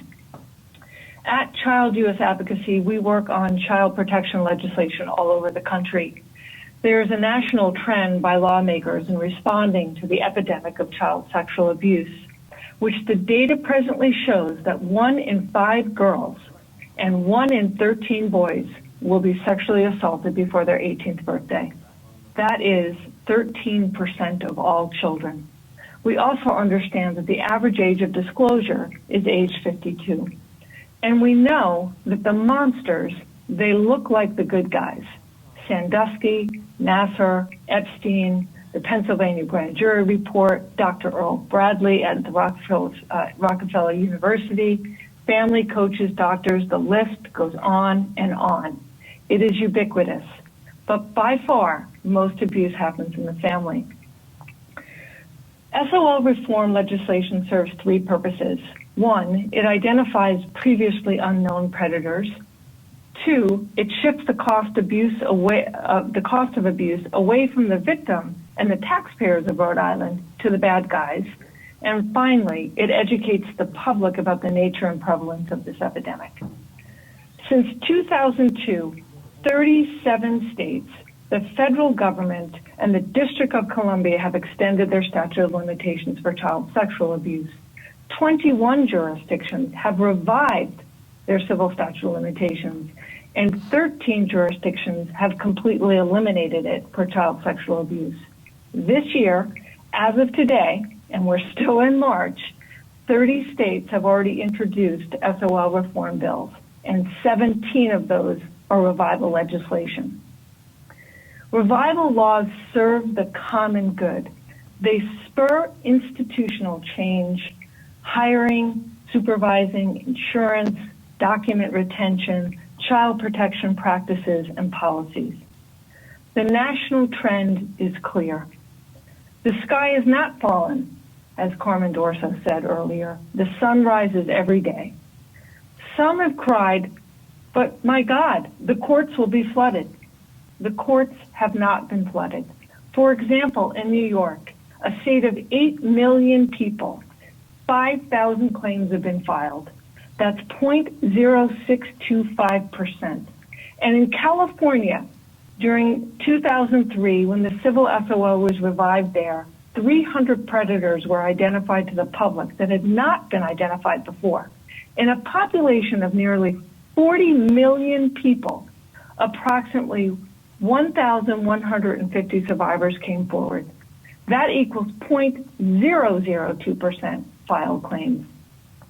So we have not seen a slippery slope of expansion into other claims. Some have also cried, there will be false claims.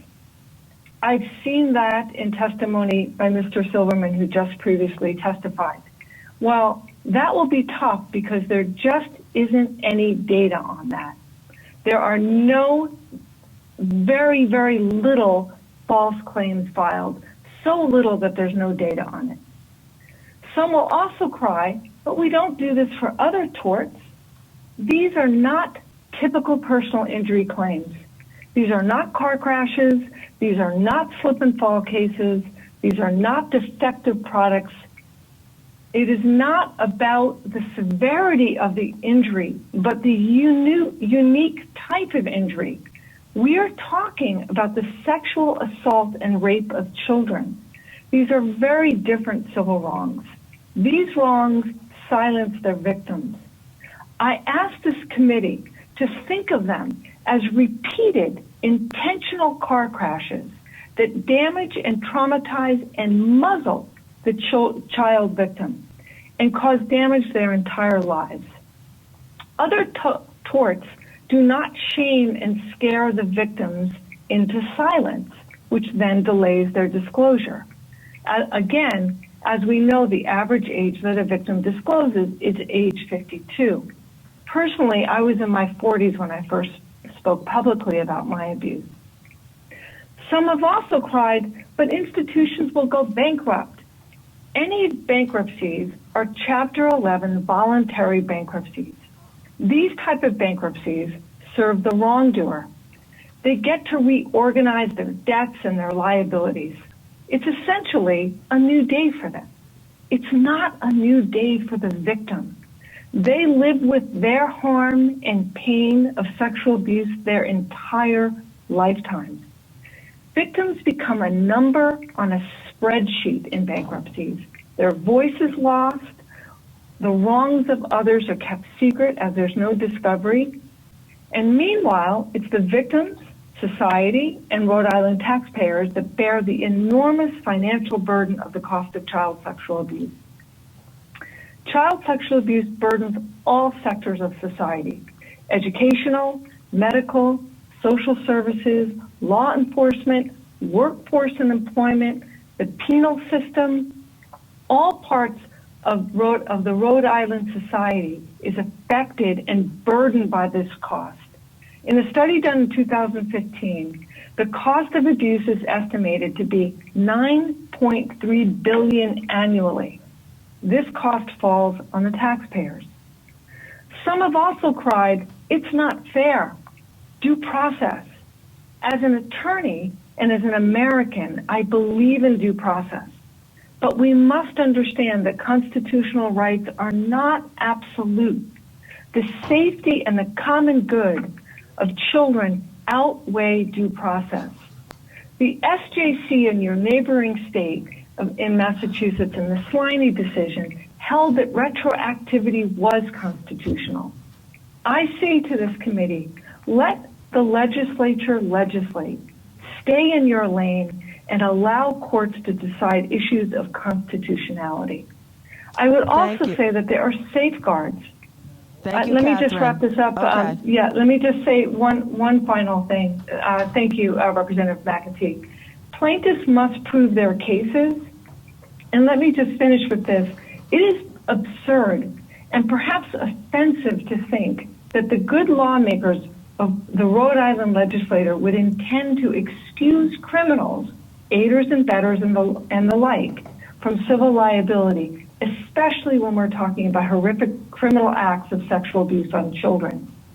I hope Rhode Island can follow this national trend and protect children and hold those who harm them accountable. Thank you so much for your leadership. Thank you so much, Katherine. I appreciate you. Appreciate your testimony. Any questions of this witness? Seeing none, we'll go on to the next witness.